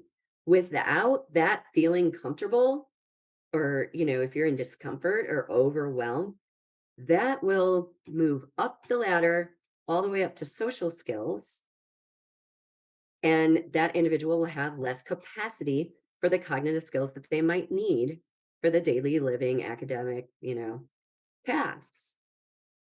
So yeah, it's just, it's really important. And that can also affect balance. You might have clients that need to, run their fingers along the wall so that they don't feel wobbly going from class to class. Or gait changes a little bit. So this is a really neat bottom up diagram to show how important the sensory foundation is for just feeling, peace and harmony in your body and being able to do the things that you want to do. And just one last piece this one last slide that I'll cover, and then we're going to take a short break, this is a study that was done, and I have to look up this acronym real quick. It is the Sensory Motor Arousal Treatment Institute. And what they have here is, yes, indeed, with a strategic program for the participants that they worked with, working on the sensory processing piece, that individual was better able to identify basic needs, that interoceptive piece, which also helps identify emotions, where they're feeling that in their body, better organization, ability to express feelings, even awareness, like putting yourself in other people's shoes, which carries over into like where someone else is at, and kind of those nonverbal cues and whatnot, and empathy, and also observing self, right? Not being so confused. And then the communication got better, being able to express self, problem solving, feeling engaged and not distracted. And then also just overall less distress. There's two studies just want to mention quickly. There's one, attachment and schizophrenia, where they found that with schizophrenia, there's the attachment styles where you have avoidant attachment, secure attachment, or anxious attachment. And the avoidant, they found that more people with schizophrenia had predominantly avoidant attachment. There's another study called Adult Attachment Sensory Processing and Distress. And that showed that if someone had avoidant attachment, by doing the sensory processing, you could help them move more towards a secure attachment. And also, if you're doing sensory strategies before and after your talk therapy, there's big benefits to this because they're able to feel more comfortable inside. So then internally, so then they're able to then open up more, feel less avoidant about opening up. And then there's more carryover of the learning that happens because of less fuzzy thinking and more of that cognitive organization. So there is more carryover of learning from the sessions. So when we're working with our clients, of course, social interaction skills will be important. And this is again an area mentioned. It's one of the domains um, of the practice framework. So things we need to think about with our clients are like their verbal skills. So, expressive communication. So how appropriately we express to each other. So not only would this be, kind of the language that we use, or considering the context where we are with the language that's being used. For example, my nephew, my sister realized that, he's going to speak very politely to her at home, but when he's with his friends at school, walking the hallways at school, he uses a very different language. But also just like how our expressive communication is. So I mentioned earlier, in a classroom or like in a building or somewhere like that, you're going to speak to someone, a normal tone of voice to gain their attention, where two kids on the playground may yell to get each other's attention. So how we're using our expressive communication. Receptive is also important, especially when dealing with some of our clients who, they may have a lot going on.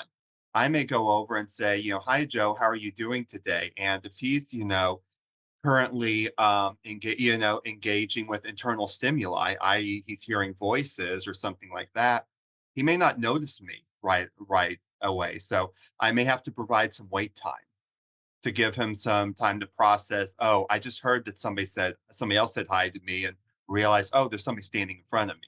Or, same with, an individual who's on the spectrum. Sometimes, you need to give them some wait time.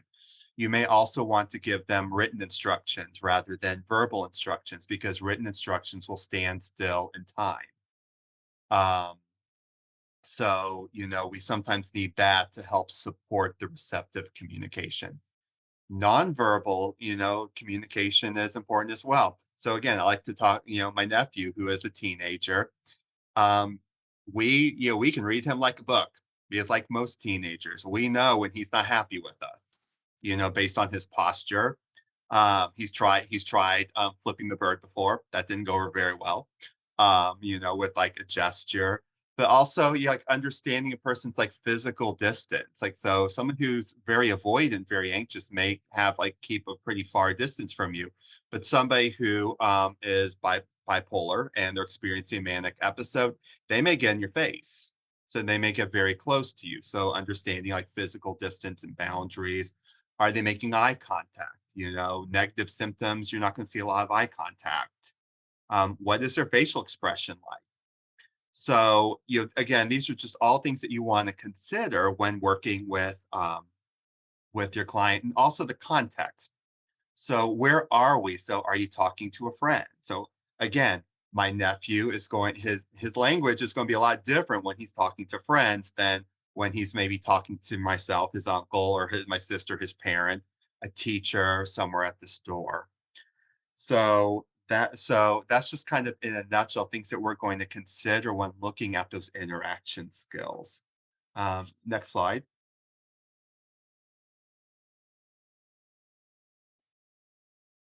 And with these social interaction skills, we're going to look at the social participation. So, as OT practitioners, we ask, what aspects of psychosis influence social functioning? So again, cognition. Um, how do their issues with cognition interfere with that everyday functioning?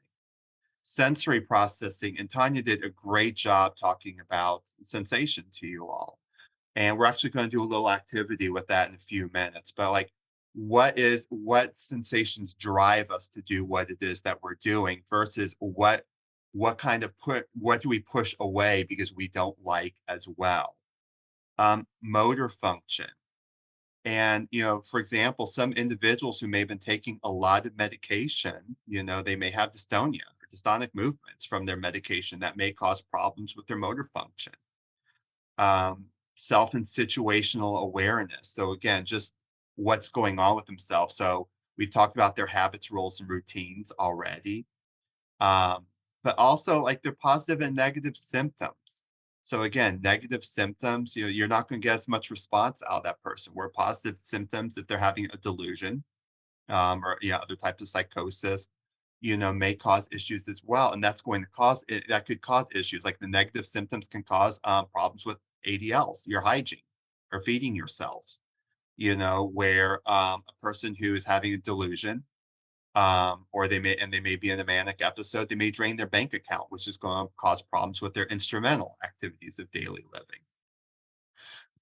What does improved social skills mean for an OT practitioner? What does this mean for us? Well, it means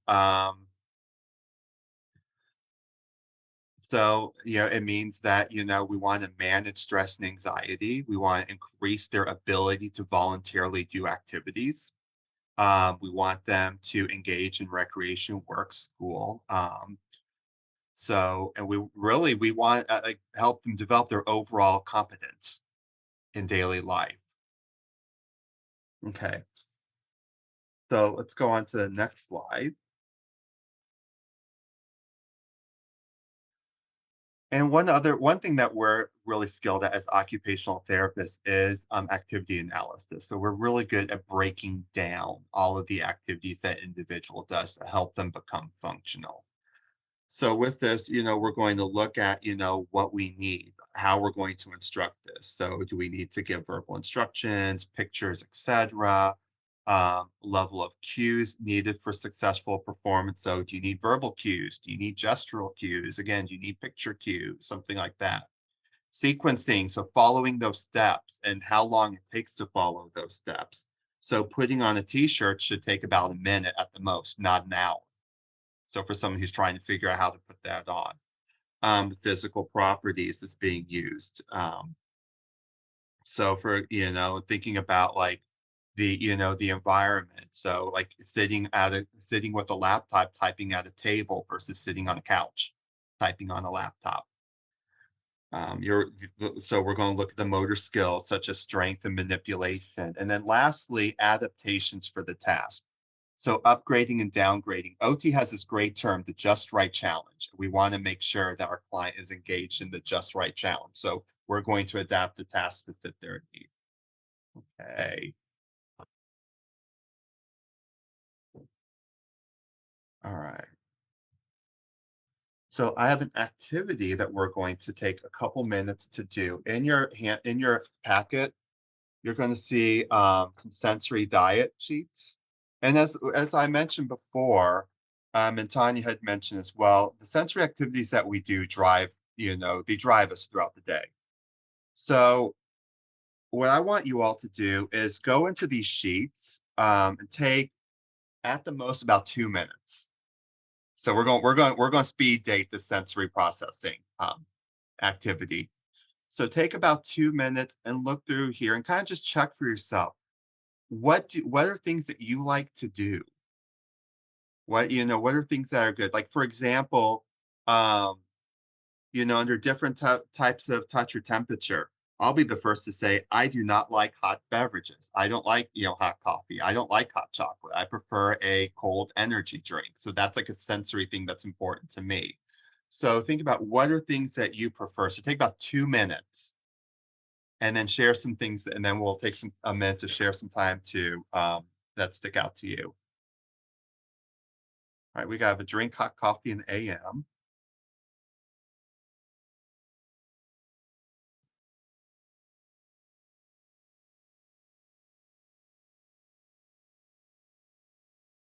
What else drives us?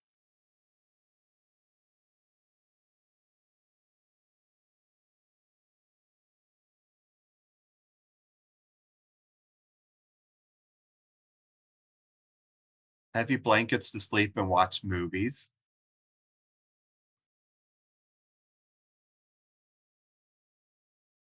I love these responses are from two OTs already.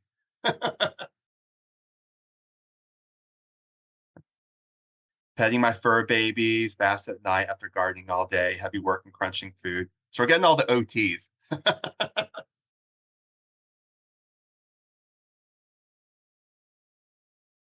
What else?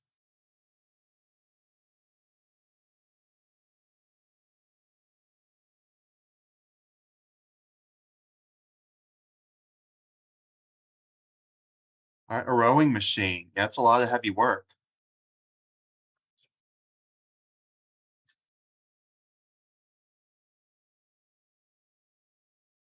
Farming, working with animals, fidget toys. Okay. So again, these are all things that we do to help keep ourselves organized throughout the day. So you all can go ahead, you can keep these for your own reference. One thing that I do want to point out with these sheets though, um, while Tanya's okay with sharing her document, these are sheets that probably should not be shared with your client unless you're directly connected with an OT who can kind of help guide this. So these sheets are being used more for the purpose of today, the educational activities that we're doing today. All right. And next slide.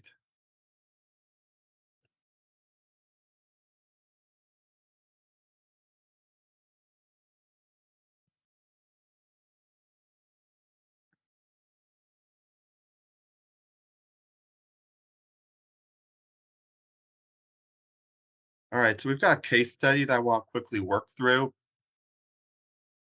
just to move on and because of time.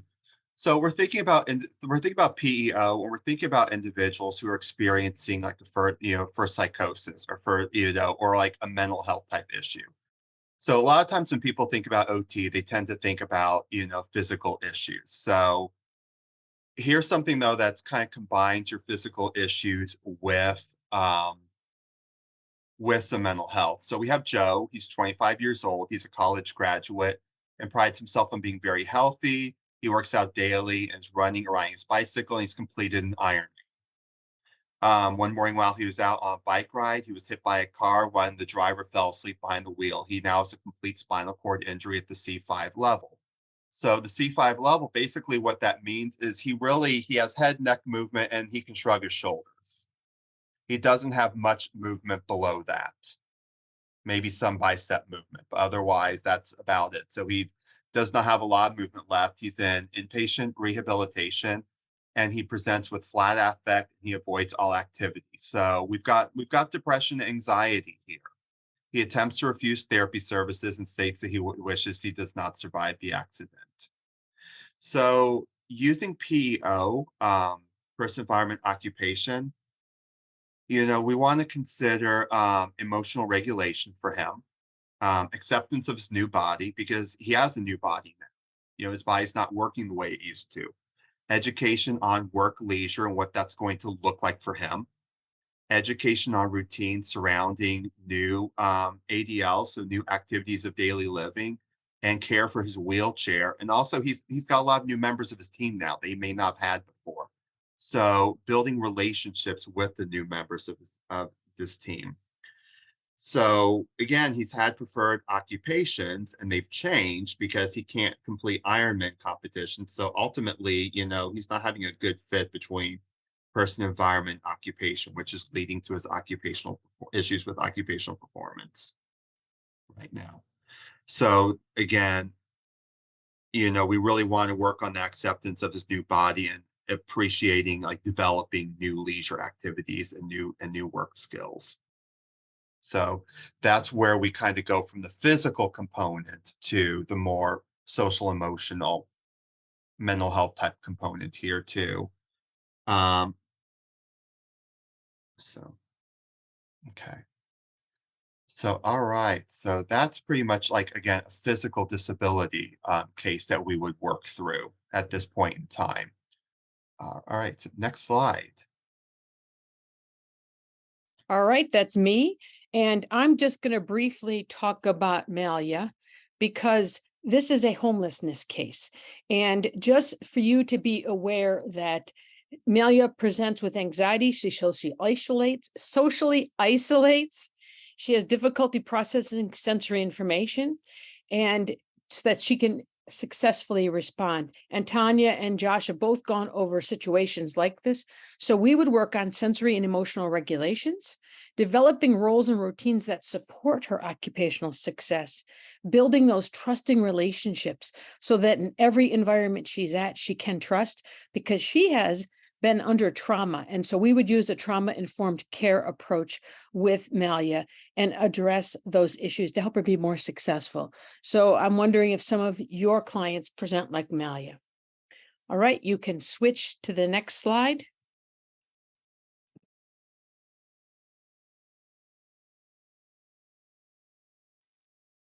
Thanks, Camille. Thanks, Josh. So for sake of time, because we want to make sure that we have enough time at the end to answer questions and just even talk through anything that comes to mind, this won't be a group activity today, but I do want to, sorry, I'm trying to find, oh, where is Jonathan? Oh, here, down here. Okay. So can you see Jonathan on my page?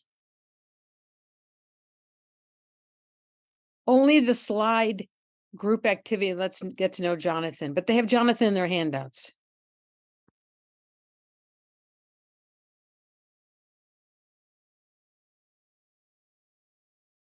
There we go. So this case study here gives a little bit of discussion about what, if we were to meet somebody and what are the different things we're thinking about. And so the group exercise would have been like doing a breakout and then going through and writing what you think is a cognitive, what do you think is a sensory, a social skill, or ADL, IDL. And so if you were looking at this, I'll be real quick, but him presenting in the same hooded sweatshirt and sweatpants could be not brushing his teeth, could be tactile sensitivity or taste sensitivity. And that's why it's not changing. That's what he likes. If he is now, gets upset really easily, again, blows up, that could be sensory. And we do that with parents just to also let them know what their profile is and how it's different from their kids. Another, or supports, another thing is he needs his appointments written down, where that's the cognitive part of it. And also, the changes in his social structure. So, and you'll see in here, misinterpreting instructions, that could be executive functioning. So if for fun, since we're not going to do this all as a group, I highly recommend, if you could, just take a moment and read through it just to kind of integrate the information we gave today. We certainly don't want to keep anyone late, of just like a little C or an S for social, or, SP, for sensory processing. and IADLs, ADLs, just to see how all of this comes together in the diagrams that we've been working on.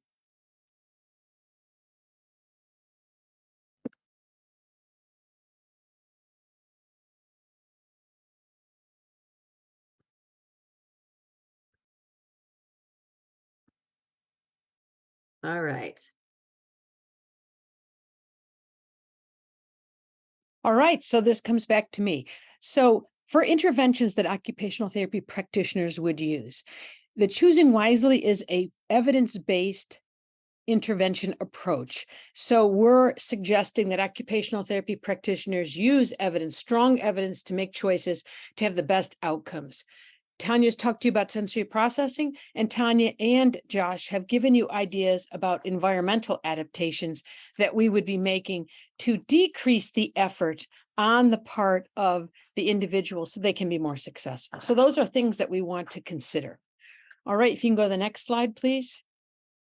So when we think about making occupational therapy work for you, Tania showed you an occupational screening tool, and we suggest strongly that you identify individuals, screen them, and then decide who needs the next step, who could benefit, and where are there occupations that are interfered with, what do they need to do, want to do, and are expected to do, and when can they not do that?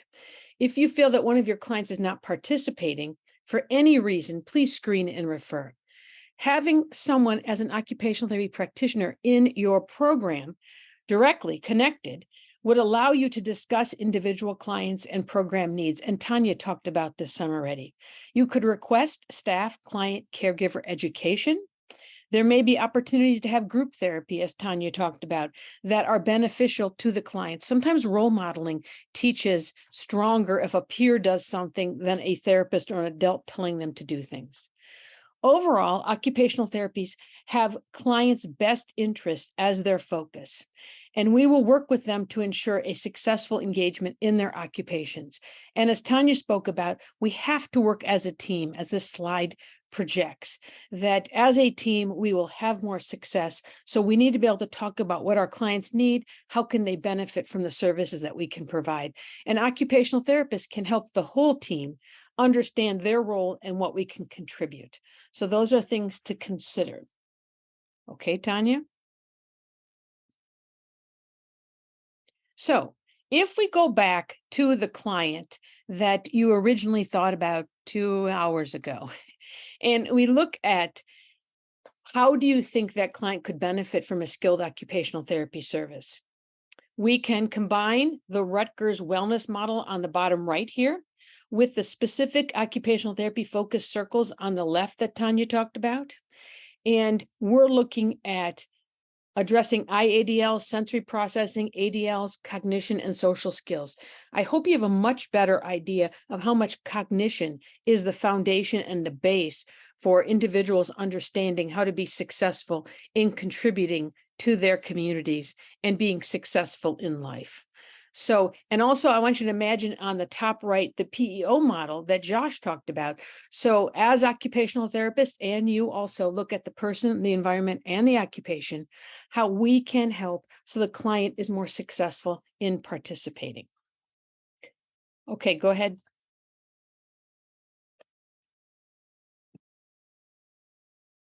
Josh, you're still muted. Oh, whoops.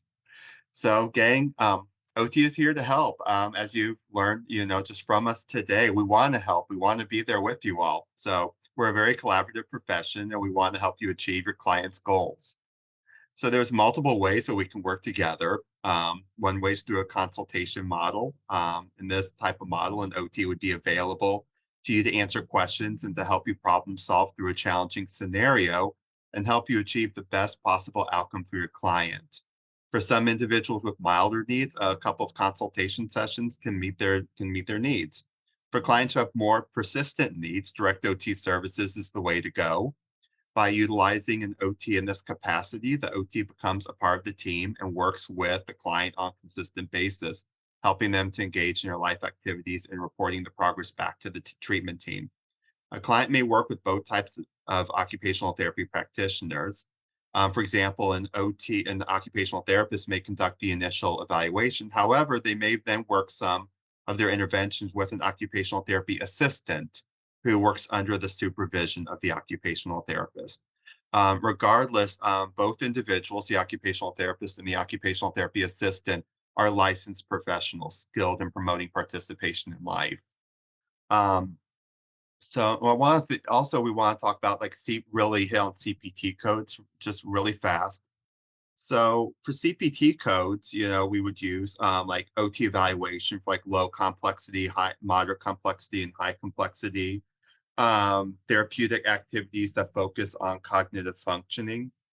So Direct 101, patient, Direct 101 service. Therapeutic activities, group therapy, self-care, and home management training. So this is kind of what you would see here in Kentucky, but there are 18 states that have explicit regulatory language identifying OT practitioners as a part of the behavioral health team. And so there are several codes. I'm not, it's a bunch of numbers I'd be reading off, but basically there are several codes that they can use related to psychotherapy as a part of this as well when they're billing. So, which kind of gets more the behavioral health side of things also. And as mentioned before, after an occupational therapist completes an evaluation on the client, which also includes construction of the occupational profile, collaborative goals are created, then embedded into the client's intervention plan. The intervention plan will take all aspects of the client's environment and daily occupations into consideration, create outcomes that allow them to be successful. For example, a client who becomes overwhelmed when they experience too much sensory input may also have the goal of independently shopping for groceries rather than relying on assistance of the family. This intervention plan may include desensitization strategies, such as deep pressure, coping strategies, such as pausing to take a couple of deep breaths and positive self-talk, and also working with the client to identify times of the day that would be easier to grocery shop. For example, 9 o'clock in the morning on a Wednesday might be easier to do grocery shopping versus going at 2 o'clock in the afternoon on Sunday. I'll be the first to admit, I avoid the grocery store on Sundays. Sundays are a little crazy at the grocery store. In addition, the client and the OT may work together to map out the grocery store so the client can learn how to navigate and access their items in a more timely manner. The OT and client may also role play to, how to interact with the cashier, for example, greeting, making small talk, etc. And it's also important to know that the intervention plan is fluid and evolves based on the client's needs, which would again help to, after all this is said and done, help to promote the occupational performance, which you see by the PEO diagram being revisited. All right. So as you see on this slide, these are the 8 iHOPE centers in Kentucky that you're all very well aware of.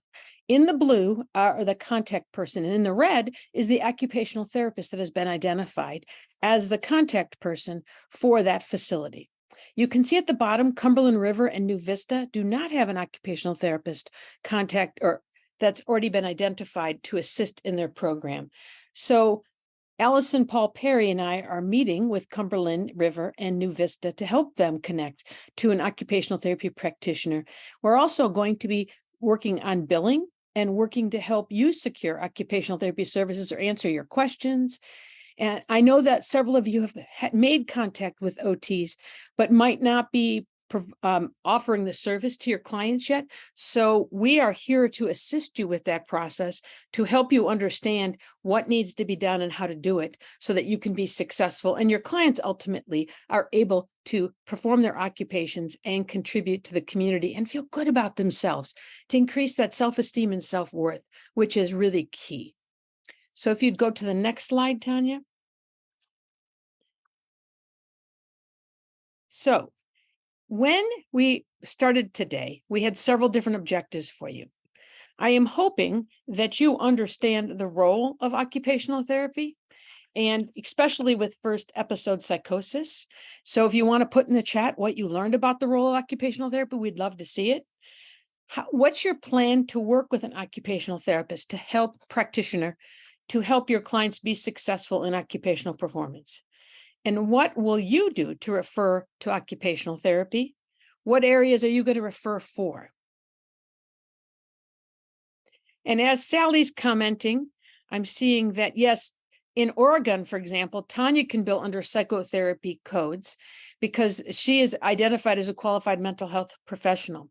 We are working on that in Kentucky. Right now, we're not able to provide the behavioral health billing codes, but we can bill underneath physical disability codes. So as Josh mentioned, therapeutic activities, self-care, sensory processing, we can bill underneath all of those services to provide occupational therapy services to your clients. Does anybody have any ideas how they're going to work with their occupational therapist now that you have more information about what we can offer your team and your clients?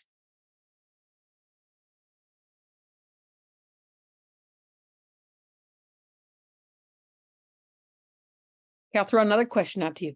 What do you think about sensory processing? Can you pick some of your clients that have sensory processing issues that become overwhelmed and overly responsive and shut down, just like Malia did? I like that Christy put OTs cover more life areas than I realized. Yes, so I hope that you have us work with your clients on instrumental and basic ADLs. Sherry says more assessments now having access to these tools. Josh says, yes, Christy, we look at the entire lifespan. Absolutely. And the entire life. As Josh or Tania said, everything we do throughout the day is an occupation. So can the clients participate in that? We're also available for questions. The rest of this period is for questions to see what you need. How can we provide more services to Allison Paul Perry so that we can assist you to secure OT? I know we provided a lot of information for you so that there's a lot going on in this presentation, but you can see what the role in these word wall is right here of what occupational therapists can provide for your clients. We also included the references. And the question is, what is your next step? What will you do at your facility? You have a half hour, an hour left of today. You have all day tomorrow. What's your action plan? Does anybody want to share?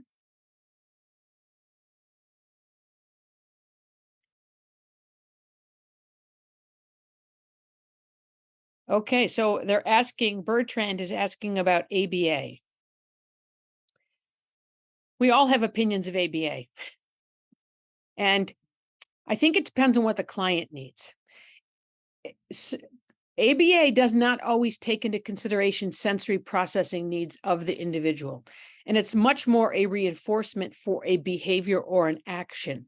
So it depends what your client presents with, if they would benefit from ABA or would they benefit differently from occupational therapy, as we're going to work on what Tania presented, that triangle, and to looking at sensory processing as a foundation and addressing sensory processing so they can have higher level skills, because ABA is coming in at a cognitive level and following directions and, again, producing a behavior. So it depends what your client is presenting. And I don't know if Tania or Josh, you want to add anything to that? Yeah. Part of one of the things I did in the state of Oregon was work with all the different mental health clinics in helping the cross-system care delivery between intellectual developmental disabilities and first episode psychosis. So this question, it really applies because there could be collaboration if someone is doing ABA, of also understanding that different symptoms are recognized as behavior. I mean, behavior is communication. And unfortunately for our youth, I see another comment about, a child with sensory processing difficulties and another professional saying they're non-compliant. That happens a lot. All that sort of the language terminology like non-compliant, resistant to therapy, lazy, confrontational, all of these things. If what we have really is a behavior showing up to communicate that something isn't right, and honestly that they need help. And so, yes, ABA is great. Also, if I'm working with someone and they might have some sort of, developmental disability that's in my program, I then use a lot of behavioral analysis to understand what the symptoms are in being expressed that way. So once you start looking through like that, like sensory, like what we're actually really asking, like that skilled performance diagram, and you start breaking that down with a youth who is being told by other professionals that that they're non-compliant or resistant, all that, then you start to actually figure out, then you have a lot more compassion and empathy for, wow, they're really struggling, and us as providers aren't getting it. So we need to take the responsibility within us to do better. Ask different questions, go back to the drawing board, use your team for support. And oh, yeah. So I hope that answered the question. And I want to add to what Tania said just quickly, Tania, that Yeah. I have never found many non-compliant individuals. What we do is work to figure out what's meaningful and purposeful to them. And that's how we approach the interventions. So when they feel that they're valued, the client, and we're using things that they enjoy, we tend to find much better performance and engagement than possibly, again, doing a behavior with a behavioral analysis. And I know Sally asked about the APA, not including sensory processing in the DSM. There's a lot of evidence that has studied sensory processing and is found to be effective as an intervention to address sensory needs. So APA often wants a certain level of evidence, and they want randomized control trials, and many health issues were not the randomized control trials, systematic reviews do not lend themselves to research well. So we run into a little bit of a problem, but funding agencies do reimburse for sensory processing issues. We have got to do a better job of describing them so that we can get reimbursement and service our clients. Sorry, Tanya, you were going to say something? No, I mean, I look at the DSM-5 and I forget what the diagnosis is. It's one that people use all the time with sensory processing because it is a huge area of intervention for pediatrics, for adults, adult, sensory processing, adolescent sensory processing.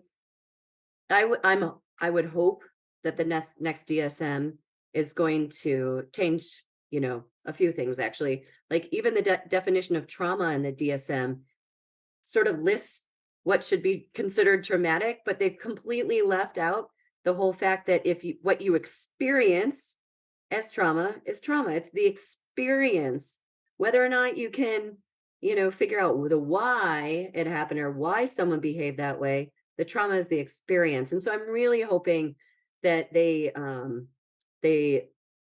instead of just broadening definitions, that they really go back and understand that these exist. They turned down even like developmental trauma in their last review. So I'm hoping for greater changes in the next one. And there's just enough research out there, quite honestly, that it would absolutely support a sensory processing DSM number. I agree with you. There's a question also about an organizational level, and I need to clarify that because, Christy, do you mean from what Tanya offers to organizations, or because Josh and I represent the Kentucky Occupational Therapy Association as an organization? So it depends what you're asking for to follow up to talk about more of the organizational level. Oh, there you go, Tanya. She's saying yes, she wants it from your perspective. And specifically from an organizational, what's the question? You said that you do this work. I don't know if you said for workplaces. I just heard like at organizational level, so I wasn't sure what that looked like. Yes. So I bill in my state, I bill all the behavioral health codes. So I'm billing mental health assessment, individual psychotherapy, group therapy, virtual therapy, all of the ones that are in behavioral health. And it just is, in like 18 states, it just is the way. And Kentucky is taking big steps to move into that direction. That's why sometimes the CCOs and other organizations they'll make exceptions because they know OTs need to be in behavioral health, and they will allow the physical health code, for example, of OT assessment or OT therapeutic activity, some of those other ones, self-care, 97535, they'll allow that. On the grand, what else could I add to that about the organizational level? Well, I know that you consult with the iHOPE program. So Allison Paul Perry can also connect you with each of the centers, is my guess, correct? Yes. Mm-hmm. And I do a lot of trainings. Like I said, working with a number of different states that they know the change is going to happen where their state is moving towards becoming a QMHP. And so they actually have me already helping to train OTs that are out of school that want to do the first episode work, or, maybe work in a trauma facility, eating disorders, OTs, really they do a lot, like even pelvic floor therapy, OTs, because of the training we have. I mean, we do anatomy, physiology, we do all the psych classes, like half of my training, the other half is like science and learning the body systems. I mean, literally like anatomy, and so it's the nervous system, how cells interact, synapses. So we have that neurologically based understanding of the body, the physical health, the physical movement based understanding, as well as the emotional, the behavioral health piece. And for example, my inpatient rehab department here at the hospital, the psychiatrist or the psychologist just left, and they're hiring.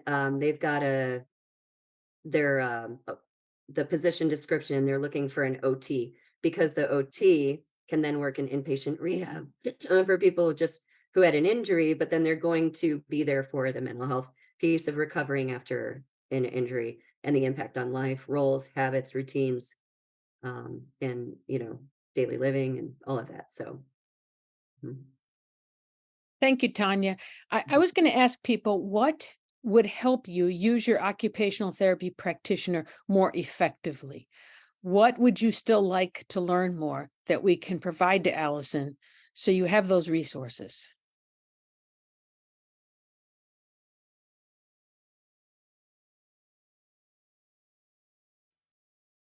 This is Christy again.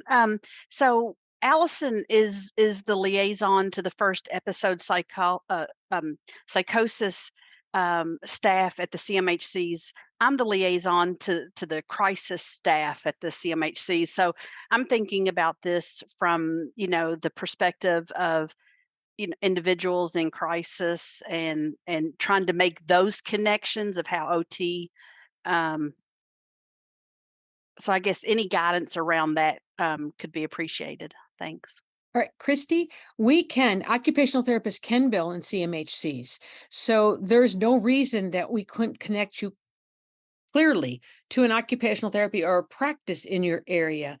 And if you want to I will put my email in the chat if anybody wants to contact me, and then I will work on finding an OT or connection for you, or if there's another topic that you want. But I think connecting you to people in your community would be really helpful to start also. I can speak a little bit to Angela's question. Psychotherapy is defined in OT. So yes, it's not the role of behavioral health therapists. We're considered a mental health OT because we have a different lens to approach. We're looking at different things like sensory processing, cognition. It above and beyond. I mean, sensory processing, we gave a few slides. It is a huge area to study and learn. Huge. And so we're just known as mental health occupational therapists. On teams, when they have trouble filling positions or whatnot, or they just are seeking the position descriptions in a lot of our mental health network, they sometimes OTs will step in and be in the screening role. Sometimes they will be the supervisor of the program. I know a couple of OTs doing that now. And sometimes they and then they bill all the behavioral health codes like a behavioral health counselor therapist. But we're doing it through our lens. So an example is looking at the model of human occupation when I'm writing about the cognitive behavioral therapy that I did in session. And it's referred to the framework of what my profession has taught me. You know, I just love it because it brings in the possibility of so much more of a bottom up approach. Oftentimes, sometimes we can work with folks with more of a talk therapy lens, but that's asking for top down. So we sort of already incorporate like the somatic, cognitive, and also with that interoceptive piece, understanding, really helping to figure out when someone says, I just feel anxious all the time, and actually finding out when we do a lot of the sensory set, oh, you're feeling anxiousness really at the same place as excited. And then we start going through the areas where someone might feel anxious and they realize it's anxious and excited, or it's actually more excited, and those subtleties that are happening within the body. And we're incredibly effective with working with, I do a lot of trauma focused therapy, and we're incredibly effective with that because we work so much with like the, polyvagal theory and how that overlaps with the sensory processing of the body. Like polyvagal, you've got the vagus, that's more the parasympathetic, and then you've got the system that connects and then gives messages up to the brain of what's happening. And that also helps participants understand a little bit more what's perceived reality and what's actual reality, right? Did I answer the question? It does, yes, thank you. And I guess again, thinking through the lens, does that again, does the role of the occupational therapist then help that individual understand kind of what might trigger those feelings in different situations, different scenarios, outside of, again, that present situation. So, how do they cope and deal with that, moving forward? Yes. Yes, I always do a relapse prevention plan, wellness plan, stress reduction plan, crisis plan, risk assessment. All those are part of my core documents. Thank you. Thank you, Tanya. I wanted to Mhm. also answer Sally's question about cognitive assessments. And as Tanya talked about it earlier, that we look at cognition and how it supports or interferes with occupational performance.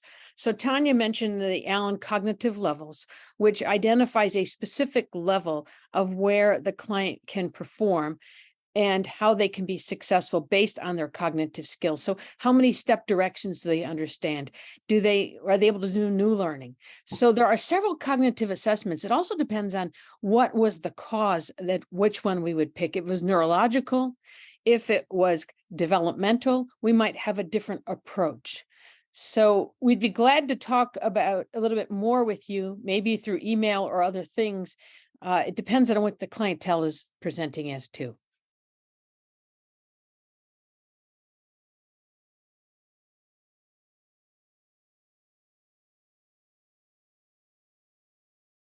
You all had a wealth of questions. And thank you, Tanya put her email in also in the chat. So you have that. You're welcome to follow up with me at least following this if you have more questions or if you want more assistance. And as Christy pointed out, there's more programs than just iHOPE here. So please let us know if we can assist you. Josh and I volunteer for the Kentucky Occupational Therapy Association. So we want you to understand more about occupational therapy and how it can benefit your clients and your workers too. If you have a happy client, you'll have more likely to have happy workers because the job is more satisfying too. Well, thank you all so much for this amazing, informative presentation. We appreciate you. Thank you all so much.